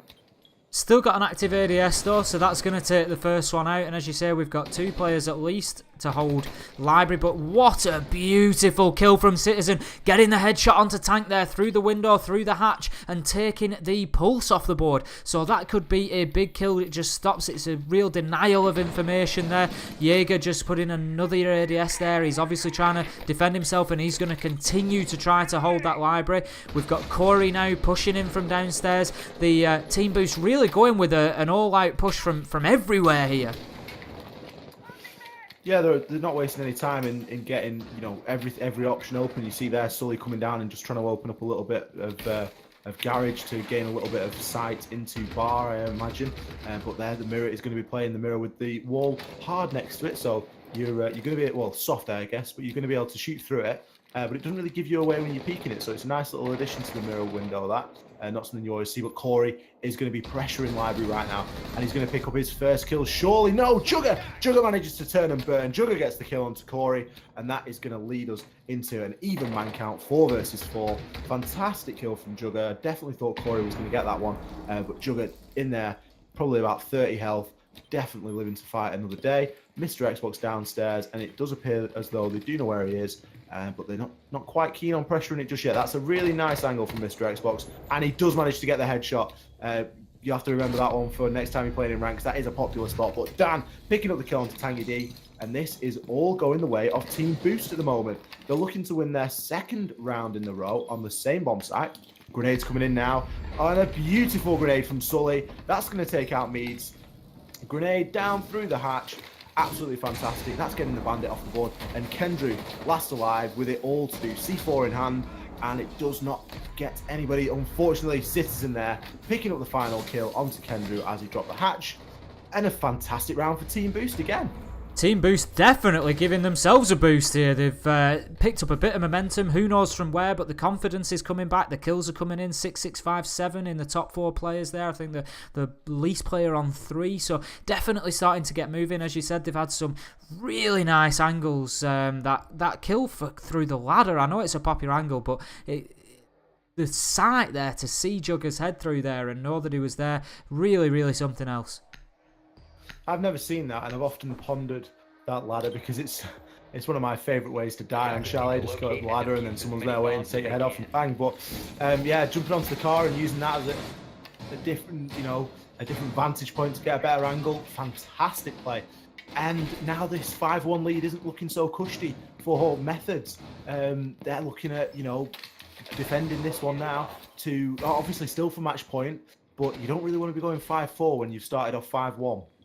I think they're going to feel fairly confident on this site, but like you say, it's now you've lost 2 rounds on the bounce, and it just starts to get into your mind a little bit. One more round, you know, you've already lost 2 match point rounds, and if they get this one, it's 5-4, and then you're very close to that infinite overtime, and you know nobody wants to be going into that when they're already a map down. No, I mean, who knows who takes this on infinite overtime? It could be absolutely anybody's. You know, it's been so back and forth so far. We've seen some early dominance from Method, and then some, you know, late dominance, if you will, from Team Boost now just finding their feet on this map, Chalet. So Sully is going to waste little time in entering the big garage. We've got a couple of guys still playing upstairs, as you would expect, although it does appear as though Mr. Xbox is doing some crucial droning work for possibly Corey to enter through bathroom and start this sort of master bedroom assault, if you will. No doubt we'll have a Dockerby call coming in soon, but Jugger picking up the first kill onto Dan, and I'm not sure where he got that from, possibly a run out. Not sure what Dan was doing, maybe on the rappel possibly, but Corey there is going to be droning out master bedroom, and Sully still playing downstairs, just conscious of the holes he's made above, and possibly someone maybe dropping the hatch.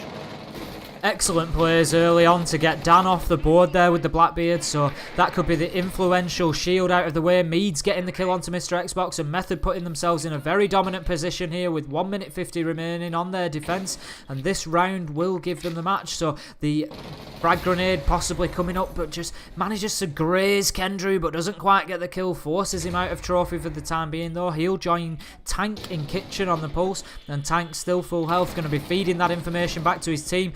Corey getting a good kill onto Jugger, just taking the Jaeger off the board with the Dockerby phone call just coming in there as well as a distraction. Sully, Boost fighting back here. Sully with the frag grenade kill onto Kendrew, so I think that was the effect of 2 frags hitting the smoke over time that's caused the kill there, and that leaves us 3v3 and just falling back to site a little bit more, I think, but I can see Method with maybe 1 Roma remaining.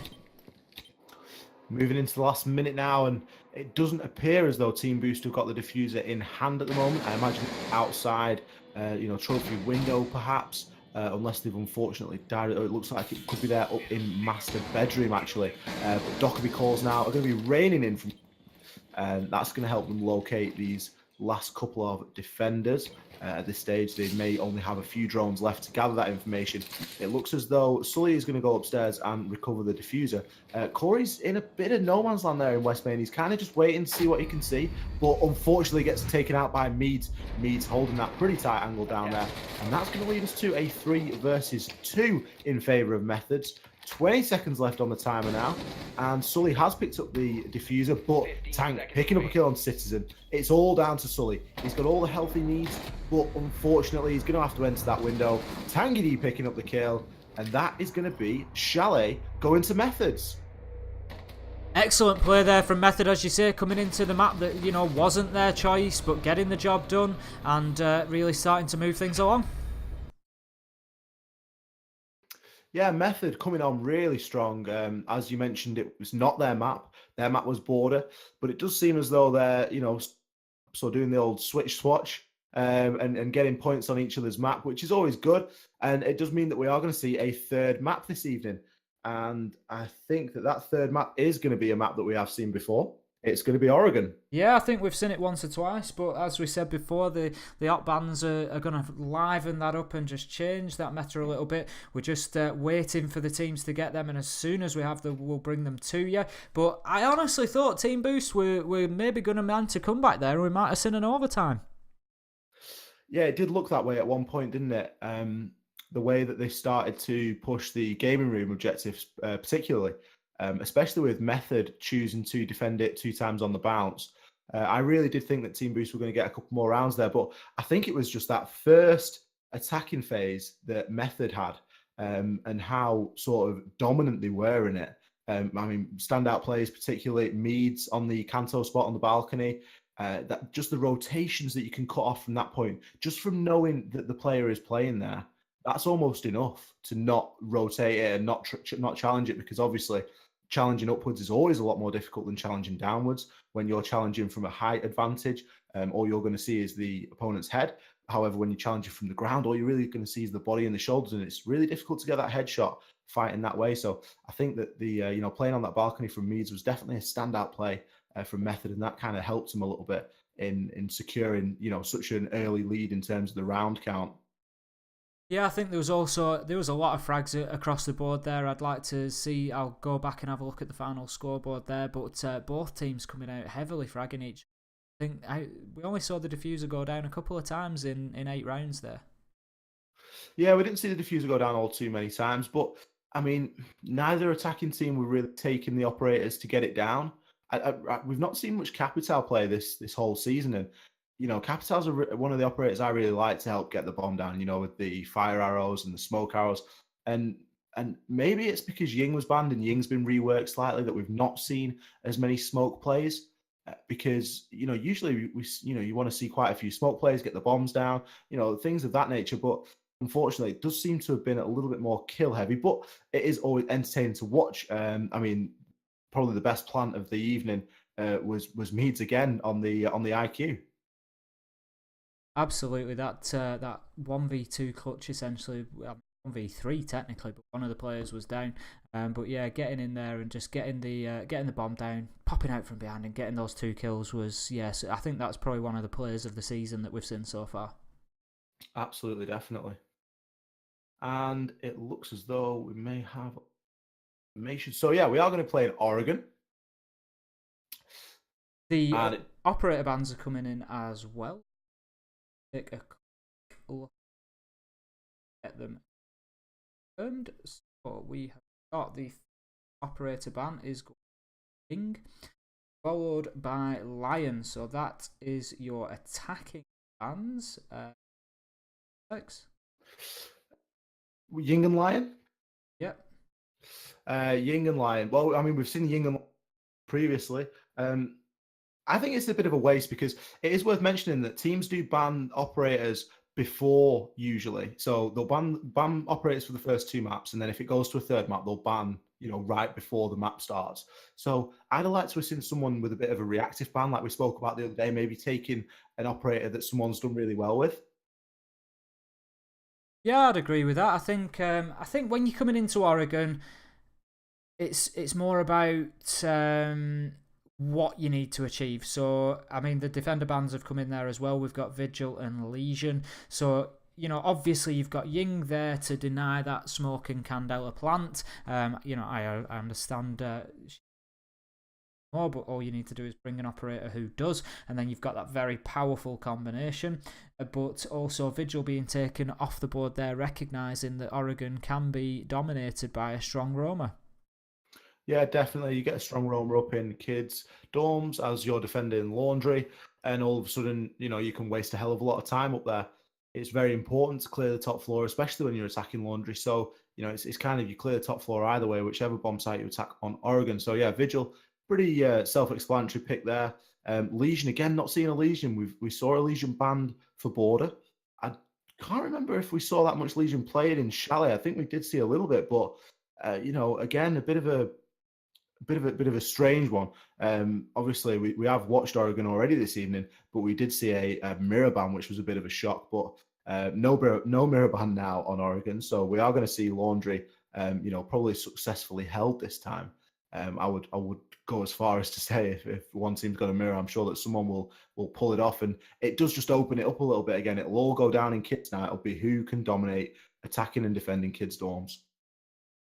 Yeah, it's definitely going to be interesting to see Laundry this time, just moving back into the game there. So as X said, this is the second time this evening we're going to see Oregon, but I think this is going to be a very good example of how impactful the operator bans are. If you watch the match earlier on Oregon versus what we're going to see now, Mirror coming in, I think, as the first pick there. We've got Laundry Room, which was almost avoided in that game earlier. Dorms definitely being the primary bomb site, and I think that will change now. We'll have the standard mirror smoke set up with Sully coming in there, and it's without Ying, it becomes a very difficult take.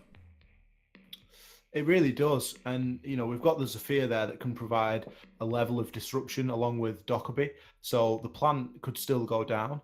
Although we do seem to be having quite a heavy junkyard spawn, so it does look like we're going to try and clear the map out, and maybe the Dockerby Ash and Zafir are going to try and do that a little bit. Dockerby and Zafir particularly good at clearing roamers out. Obviously, with the lifeline from Zafir and the phone call from Dockerby, it looks like Citizen or Mr. Xbox may have a little bit of a tough time roaming. But yeah, just nice to see Oregon with the mirror again. It just all gets a little bit more familiar, doesn't it? And you can see how this hatch is going to be defended now. The smoke plays are a little bit better as well when there's the mirror in place. So it does make things a bit more entertaining, I think.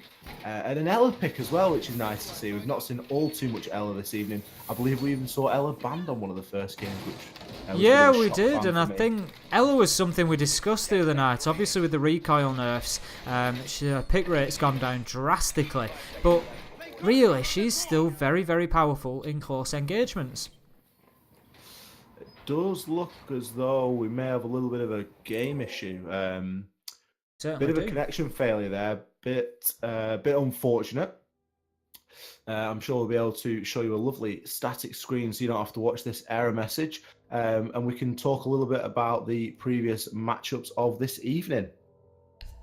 Yeah, so we saw a strong performance there from Method on the previous map, but that only followed a strong performance from Team Boost on the first map, which was Border. Strangely coming out and taking each other's maps, but as we said, that's just down to preparation, that these teams are very well prepared for any map that comes their way, I think. Yeah, I think that if there's anything that we've seen this evening, it's that don't underestimate Team Boost or Team Method, regardless of map. They'll take you to your map and they'll win. However, you might take them to their map and you might win. But they've both done exceptionally well on each other's maps.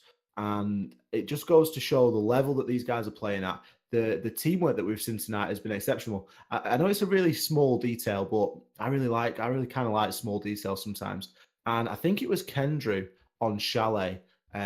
He opened up the trophy single window for one of his teammates to rotate back down through. I believe it was Meads or Jugger. I might be getting this a little bit mixed up, but just little things like that just show me how well they're working the team. The fact that the window's pre-broken, he can just jump straight in, and it turns like a 5-second risky rotation when you're going to be outside 3 hitting a window or 2 hitting in a vault into like a seamless operation.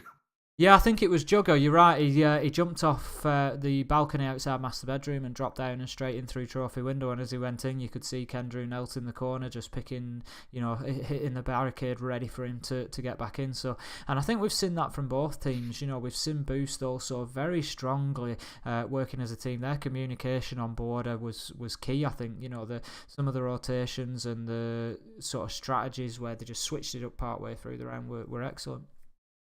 Yeah, I mean, to take Border 6-2, we've not seen many scorelines of that nature, obviously.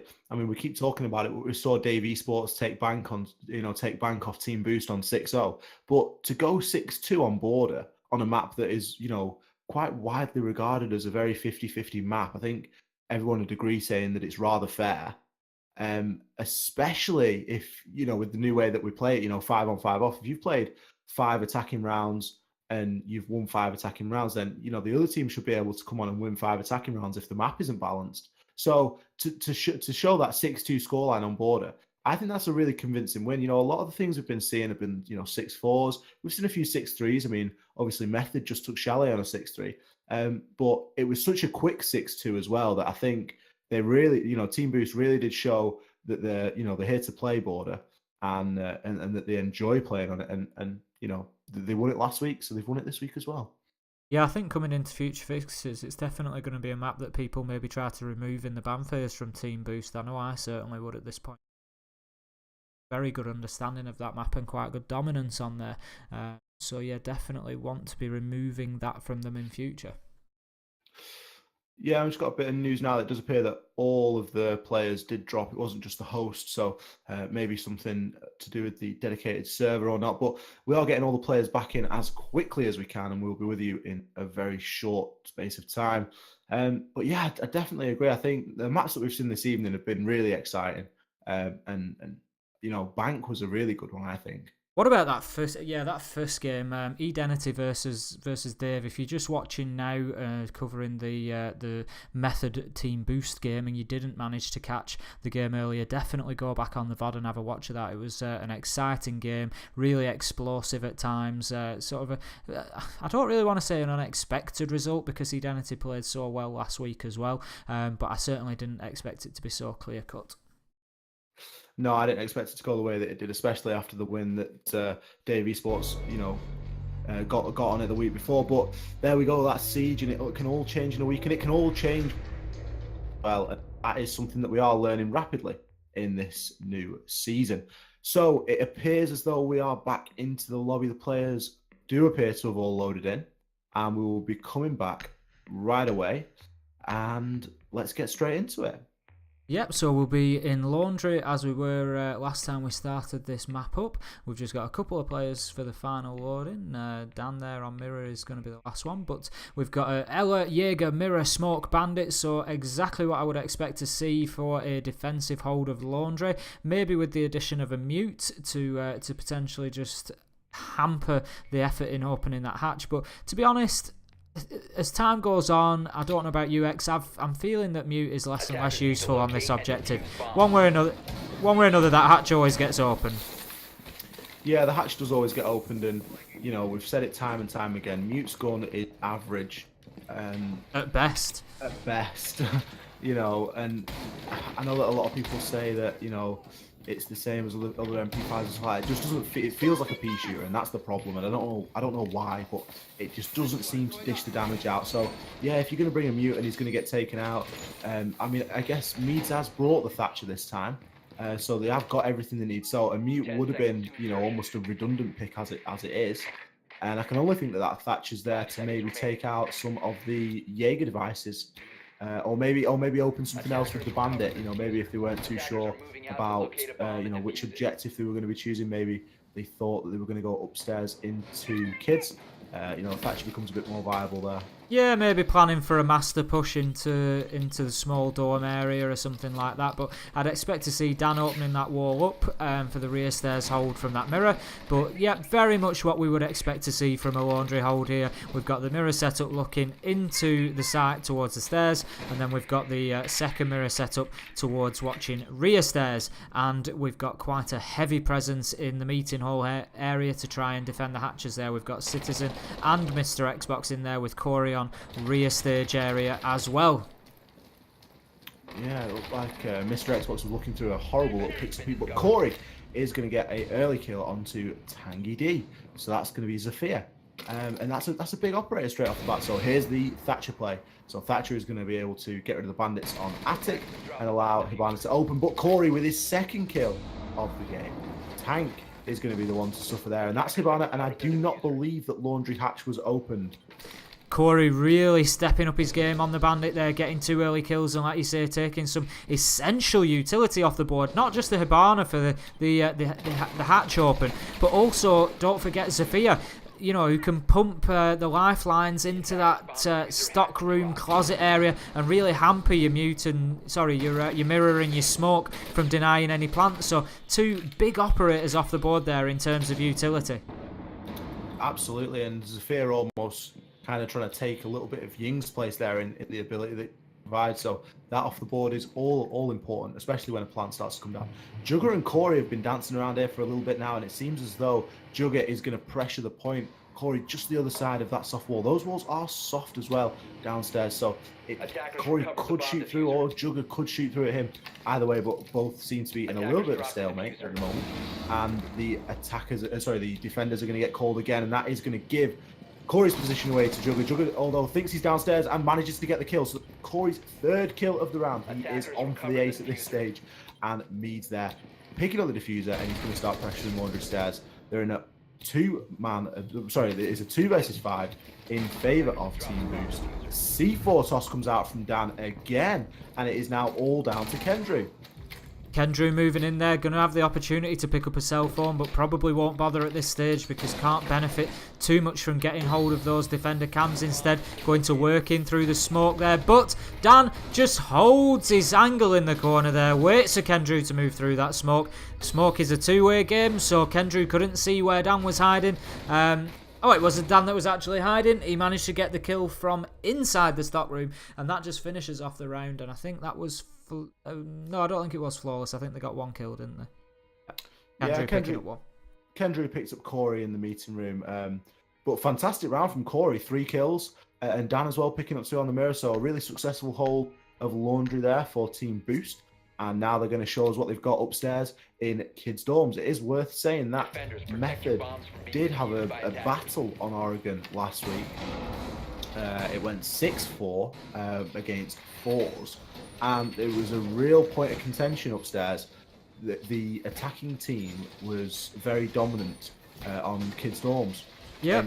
On both sides of that coin. So it's going to be really interesting to see how Method defend this now. Yeah, Method very successful on the attack last time going in through Master Bedroom.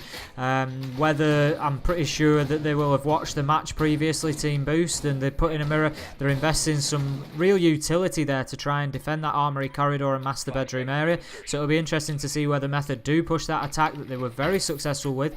Now, this mirror placement was something we commented on last time, and we're definitely seeing it more. But it's worth remembering that that mattress behind that position is soft. We saw, I think, did we see somebody fragged out of there twice the other night? So again, quite a risky mirror position for me.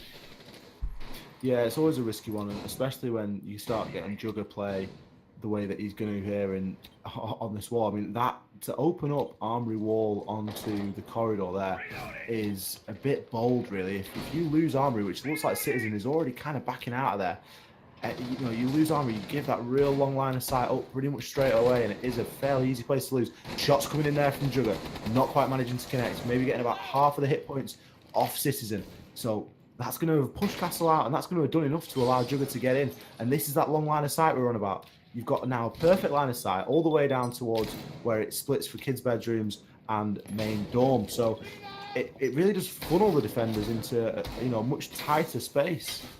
Yeah, as you've said, I'm surprised not to see that wall reinforced at least. You've pretty much given that up to them. It's easy when you've got an Ash there or anybody with a breach in charge to just open that up. And they're making very good use of that. This is not going to be easy for Team Boost from here on out. But Method, again, just, slowly, they've got the plan there. They've got a couple into Master and they're going to start working from there. But we've got Mr. Xbox's Jaeger playing in that small dorms area, just looking to hold them off. Jugger getting the first kill onto Corey. It's killing him out of Attic. So that gives them a little bit more control of that area now. Meeting Hall, Attic, Armory Corridor, all under the control of Method. And it's just about how they utilise this control now and start pushing towards site where all 4 remaining Team Boost players have gone turtle. Yeah, it's going to come down into a real big gunfight, this, I think. Mr. Xbox there just taking out a drone ever so quickly, whilst Tank is getting open from walking into small dorms. As we said, Method have used this to a lot of success previously. When we saw them play last week on this map, they kept opening Master up and got a lot of joy there. But the smoke just coming in there from Sully, 45 seconds, so he won't quite be able to smoke out the entire round. But he does take some hit points, and he can certainly keep them at bay for the time being. Yeah, that smoke play is going to be crucial, because if he manages to chain those together, Tank's the one with the diffuser in that situation, so he's got to move. And if they can't get the diffuser out of there, they're going to have to go all the way around, go through the single door, and that's where the kills are going to come from. So Tanky D now is going to start pushing that double window, and it does seem as though they've kind of forgotten about it up till now. Sully will pick up the first kill onto Jugger. So that is going to be, Jugger's going to be the Ash player. So that's Ash off the board. Ash probably largely done the job. Sully there picking up a second kill onto Tank. Dan picking up a kill onto Tangy D. Mr. Xbox getting a kill onto Meads. Kendry picking up the kill on Citizen. And Dan closing it out, trading that straight back out, getting the kill onto Kendry. And that's going to be a good round for Team Boost. Another one. I'm very impressed with that from Team Boost. The wall got open there into small dorms. Sully did a brilliant job on smoke. First using his toxic bays to just keep them out of there, but then started to get more aggressive once those had run out. Got 2 kills quite quickly. Forced the plant to move round to the single door essentially. And yeah, the rest of the team just bided the time. And I just don't think Method had a plan once they got to where they wanted to be. They got into Master, they got the control, they opened the wall, and then it was sort of a little bit like, you know, what now? We can't just go in through Master. You know, where's our next option? Where's our next step? Yeah, sometimes, you know, getting the Master, getting walking open, you know, Masters into small dorms, it's a great place to get open, but sometimes it's really easy to kind of keep you out of there, especially when it's a crouch hole and a Havana, because the smoke grenades can, you know, obviously penetrate through the walls and stuff like that, and it's a very tight space to get yourself locked in. So yeah, you're definitely right.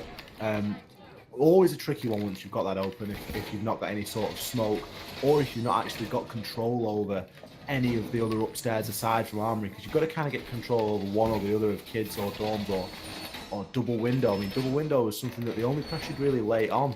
I think it was Jackal that got the double window open and started trying to rain some shots in, but almost a little bit too little too late. But looks like we're going to see Laundry again now.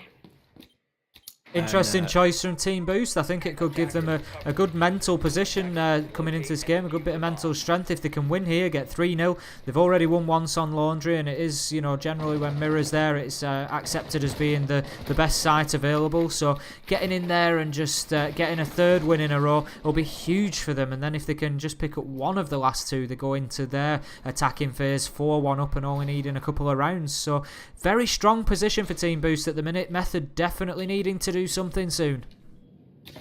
Yeah, if you're a Team Boost fan or player, this is going to be looking like a pretty good position to be in.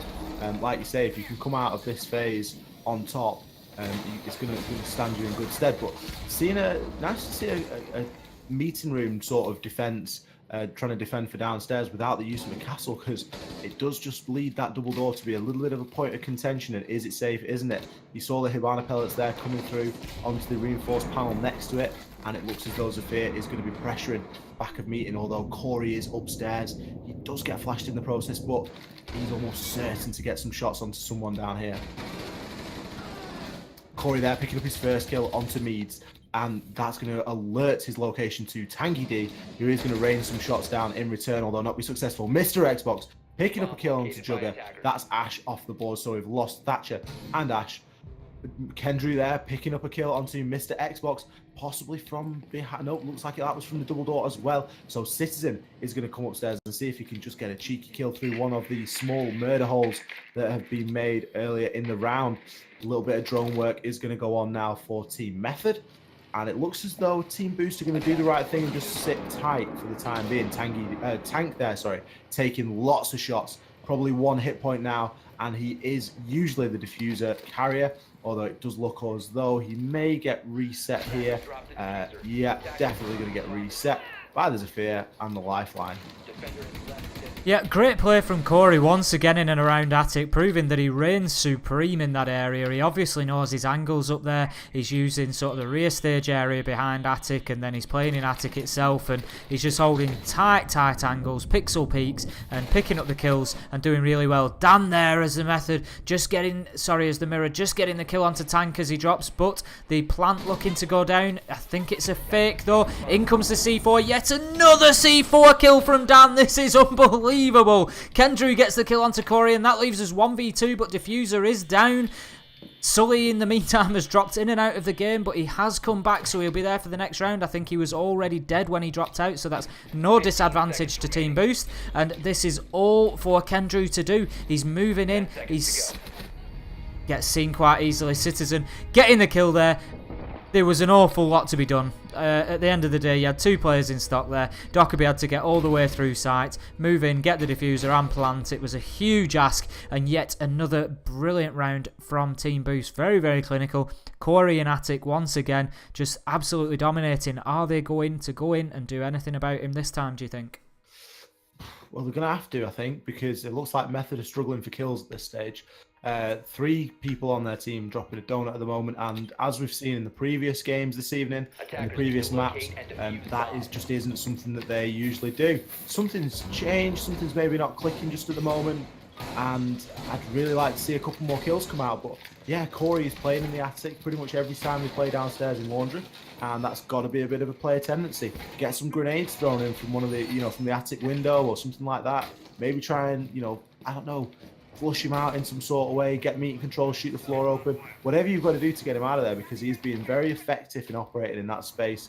And it looks as though they're going to do the same again, and they're going to open up the armory into the hallway.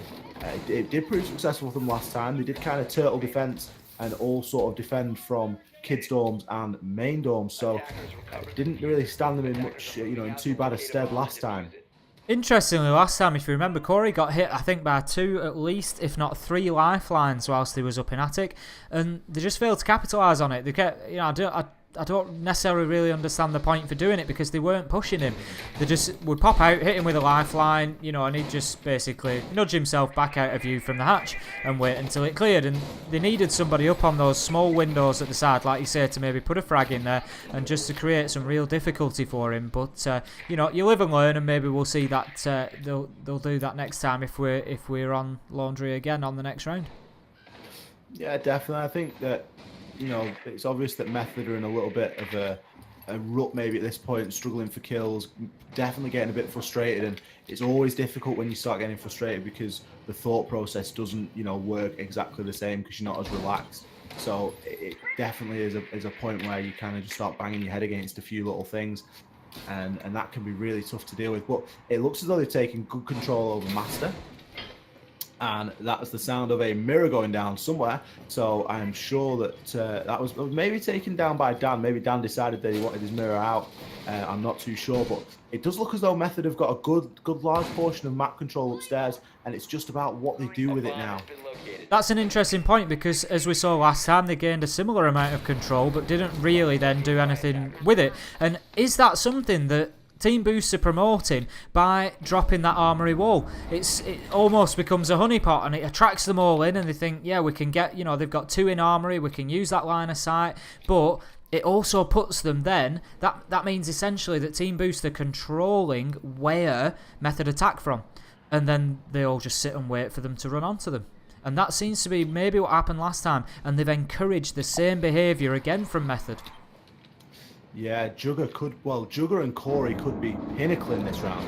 There's around a minute left on the clock, and it did look as though Jugger was going to start repelling onto the kids' walls, but it does look as though he may have gone and opted for the double door instead, and he picks up his first kill. Tangy D getting another one. Jugger getting a third. So that's very quickly 3 back-to-back kills for Method, and that's just what they needed. They needed to change that angle and push a different area. Mr. Xbox picking the kill up onto Jugger, although he has largely done his job at this stage. Tangy D picking up a kill onto Mr. Xbox, and it is all down to Corey. Is Corey able to clutch this out? 1 versus 4. Unfortunately not. Kendrew there picking up the final kill, and that's going to be the first round for Method, and that is big.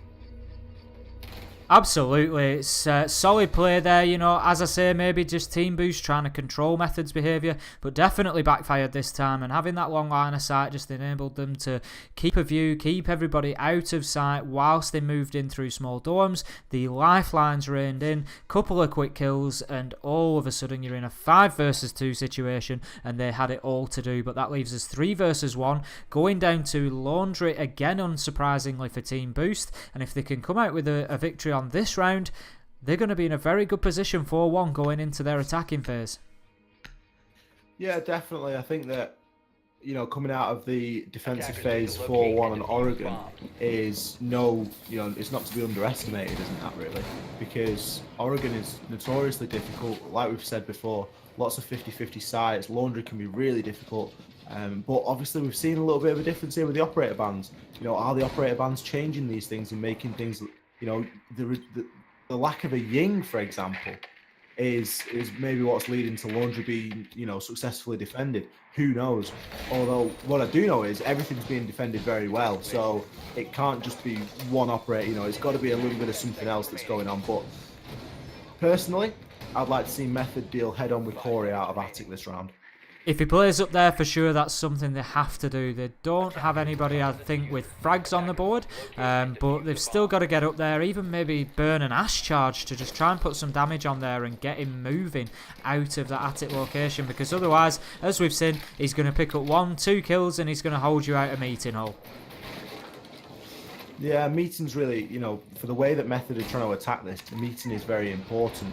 And they're kind of making it important because of the way that they're attacking. So they could always, maybe switch it up and go and push construction or something like that. But obviously I understand that there's things that get practiced and it's not always so easy to change things up on the fly. But that Claymore there is going to just let Citizen know that someone's playing in and around the kitchen area. And I think Tangy D there wants to be really careful on peeking that angle, because I'd say that Citizen's maybe going to come out of that on top, but unfortunately nothing to show for it from either player there. The Claymore did, of course, get destroyed as well. So Tangy there is definitely aware of his rival sister in in meeting room, and he's going to want to do something about it. So that's the hatch getting dropped now, and they're going to look to start applying some pressure directly to site, but the defenders will be well aware of that and will keep themselves out of those lines of sight. We've got Tank now moving down on as the Hibana. His job is largely done opening the hatch, and he's going to start applying pressure against that double door, maybe try and cut off the rotation whilst the flashbangs go in and the smokes follow, and Kendrew then drops in, but Dan hits another C4. I honestly believe Dan would take C4 as his primary if he could do tonight. Tank getting the kill back onto Dan, and Sully picking up the kill onto Jugger, so that leaves us 4 versus 3 in favour of Boost, 4 versus 2 with a kill from Corey. Corey going off this round and playing really well on Oregon. Corey getting another kill onto Tangy D as the Bandit there. That leaves us in a 1v4. Meads as the Thatcher with it all to do. We've seen him claim a 1v2 already tonight, but surely a 1v4 is a sizable task now. Yeah, even for players at this level, a 1v4 is no mean feat, and he's going to want to break it down into 1v1s like we all. But it does appear as though Mr. Xbox is going to have a pretty good idea of where he is, and I wouldn't be surprised if the attackers now if the defenders just sort of take the time on this one. But Mr. Xbox able to pick up the kill there. As I was saying that, they just pressure the point and get the kill straight away. But yeah, it didn't look like they were in too much of a rush to get that kill. Pretty nice flick there from Mr. Xbox to close out the defending phase. And now we're going to move over onto Method on the defense. They're going to opt to go to laundry room and supply straight away. And you can see there the scoreboard. We've got a good spread of kills on Team Boost. And Kendrew is trying his very best. 5 kills and 4 deaths. Jugger, 3 kills and 5 deaths. Plenty of assists for Jugger. Tangy D and Meads sitting around 1, 2, and 0. Maybe just struggling to get a few kills. Citizen there, not doing so good for Team Boost either. So not as high a kill game as we've seen in the past. Certainly previous games this evening we've seen quite high kills at the halfway point, if you will. Yeah, maybe a bit of a confidence issue creeping into Method now, like you say, those kills not just going down. Jugger getting a lot of assists there, that can always be very difficult because it gets very frustrating. You're putting the shots on but probably losing your own life, and then somebody else is picking the kill up later. So very, very frustrating, and that can really start to work in your mind there. So could be part of the issue. I'd maybe like to see Team Boost really take this game to them now. Get aggressive, get into the building quickly, start clearing the roamers, get 2 or 3 off the board within the first minute, and I think Method will really struggle to react to that at this point. Yeah, I think they will. It could be very easy for Team Boost from this stage. They could make this really easy for themselves. If they win this round, all of a sudden it's match point 5-1, and it starts to look really good in their favour. But that is something we did see the last game on Chalet. Method's taking it 5-1, and then struggling, losing a few rounds, ultimately taking the map, which was good. But you do never know in Siege, and with the way that these games have been playing out this evening, it's if there's one thing certain, it's that anything could happen. Dan picking up a beautiful kill there onto Meads. Meads just trying to use that Rook ACOG to its fullest potential with a little bit of a peek. But we've seen quite a lot of this evening. Just single holes, single melee holes or bullet holes that are getting used as little shoot throughs. Sully there picking up a kill onto Kendrew. So this is quickly falling in Team Boost's favour, quickly making this a 5 versus 3. Yep, this is exactly what I said I wanted to see from Team Boost. Just getting in there, 1 minute gone, and we've got 2 off the board. We're in a 5 versus 3, and Method are going to be wondering what they have to do here. Mead's going off the board early with 0 kills still, and we all have those games, but sometimes you've just maybe got to play the objective. Just get yourself into a hard angle and do what you can to stack the odds in your favour if that's how it appears the game is going for you. Yeah, how did Kendrew die so early? I think it was that peak. He was on the ruck and he was just trying to use the ACOG for that peak there, and Dan got him with the F2 and just took him down. For me, Dan is having a fantastic game so far. Sorry, that was me. Oh, sorry, that was me. Yeah, sorry, Kendra on the smoke. No, I didn't see that one go down. That's just an unfortunate loss this early on like quite a crucial round, really. It just seems like Team Boost is swarming the defending team. Tank Method picking up a kill onto Corey. Sully there picking up a kill onto Jugger. Interesting to see the first glass of the evening, but that's going to be Citizen taking out Tangy D, and that's going to leave Tank with it all to do as the mirror. 1v4. No C4 in hand either, which is going to make things a little bit harder. Yeah, I think at this point, that's exactly what they needed to do. I was just going to say they need to pressure stairs and then send a couple down rear stage as well. Just get 2 from each side and pinch him, but it didn't even take that long. Mr. Xbox just holding a tight angle there, waited for him to peek around and got the headshot. So that brings us 5-1 match point in favour of Team Boost. But not only match point, but overall game point, as we are 1-0 on maps. This is the third and deciding map, and we'll take the fixture for Team Boost if they can win here on this next attacking round. And I expect again to see that same aggression. They've certainly been bringing the fight, and this is very reminiscent of the way that they played Border.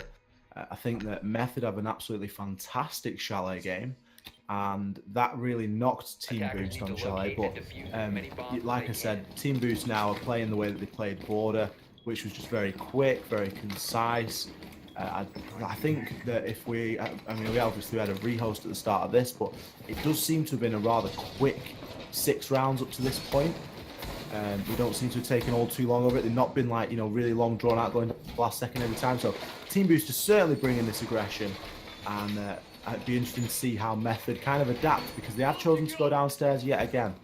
Yeah, they just seem a little shell-shocked at the minute, and again, it's very difficult in a game of Siege to stop that if you get on the wrong end of it. As we've said, sometimes if you get a well-timed, rehost or something like that, and you can just take a couple of minutes to, your team leader can then have a chat with your team and just really start to try and slow things down and just, take a breath. It's very difficult when the game is ongoing, because now they've got the 10 seconds into the round already. They've had that preparation phase. They've got to be focusing on what they're doing as part of the setup, and it becomes very, very difficult to start turning things around.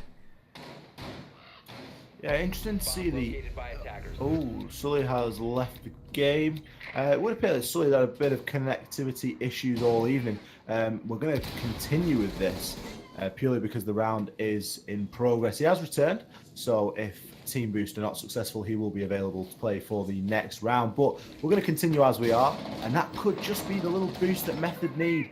They're really investing heavily upstairs. They're playing with hatches, opening meeting hall, and they are going to look to do some damage out of it. Sully is, I believe Sully was the Thatcher, so probably could be a big loss, that, especially with the Echo on the table.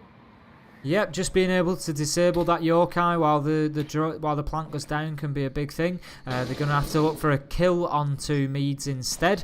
But so far 5-4. If Team Boost are going to win this, they're going to have to do it without Sully in this round. And Sully's been quite an influential player so far. He's definitely been getting his fair share of frags. But Dan just working in from construction now. So this is what we've commented on. Dan and Corey just getting in there and changing things up. Rather than beating the head against Meeting Hall, which is being heavily defended, let's work in from construction instead. See if we can get there. But Kendrew is watching that angle. He sees the drone come in, which moves him, and that's perfectly timed. Gets him into the line of fire for Dan. So that's brilliant teamwork from Dan and Corey. But Mead's getting the kill onto Mr. Xbox. Dan getting 2 more, bringing him onto a 3k Jugger and Tank. Corey getting the knife onto Tangy D, and that brings us 1v3. Citizen finishing it out, and that's his 3rd map going to Team Boost, and the overall fixture 2-1 in favour of Team Boost. And that aggression came to the fore again, and they actually won that from a man down. 4 versus 5, Sully out of the game, and it all happened within about 5 seconds. Fantastic play from Team Boost.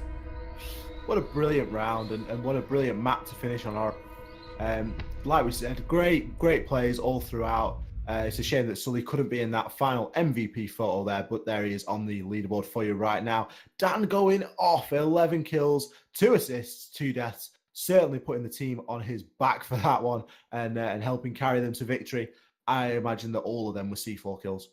I think that's probably a fair guess. Before we have a little chat about that game, I'd just like to remind everybody that we've got more fixtures coming for you tonight from our friends across the pond. We've got the NA League starting its week with its Wednesday night fixtures later on this evening, so stick around for them. Make sure that you check those out, and there will also be further NA games on Friday as per usual. But yes, unbelievable performance on Oregon there from Team Boost. I'd love to watch that VOD back, or if somebody's got the stats there, maybe DNA decided to start counting those C4 kills individually from Dan. I'd love to know how many he got. It must have been, I can think of 4 off the top of my head. It must have been 4 or 5. Yeah,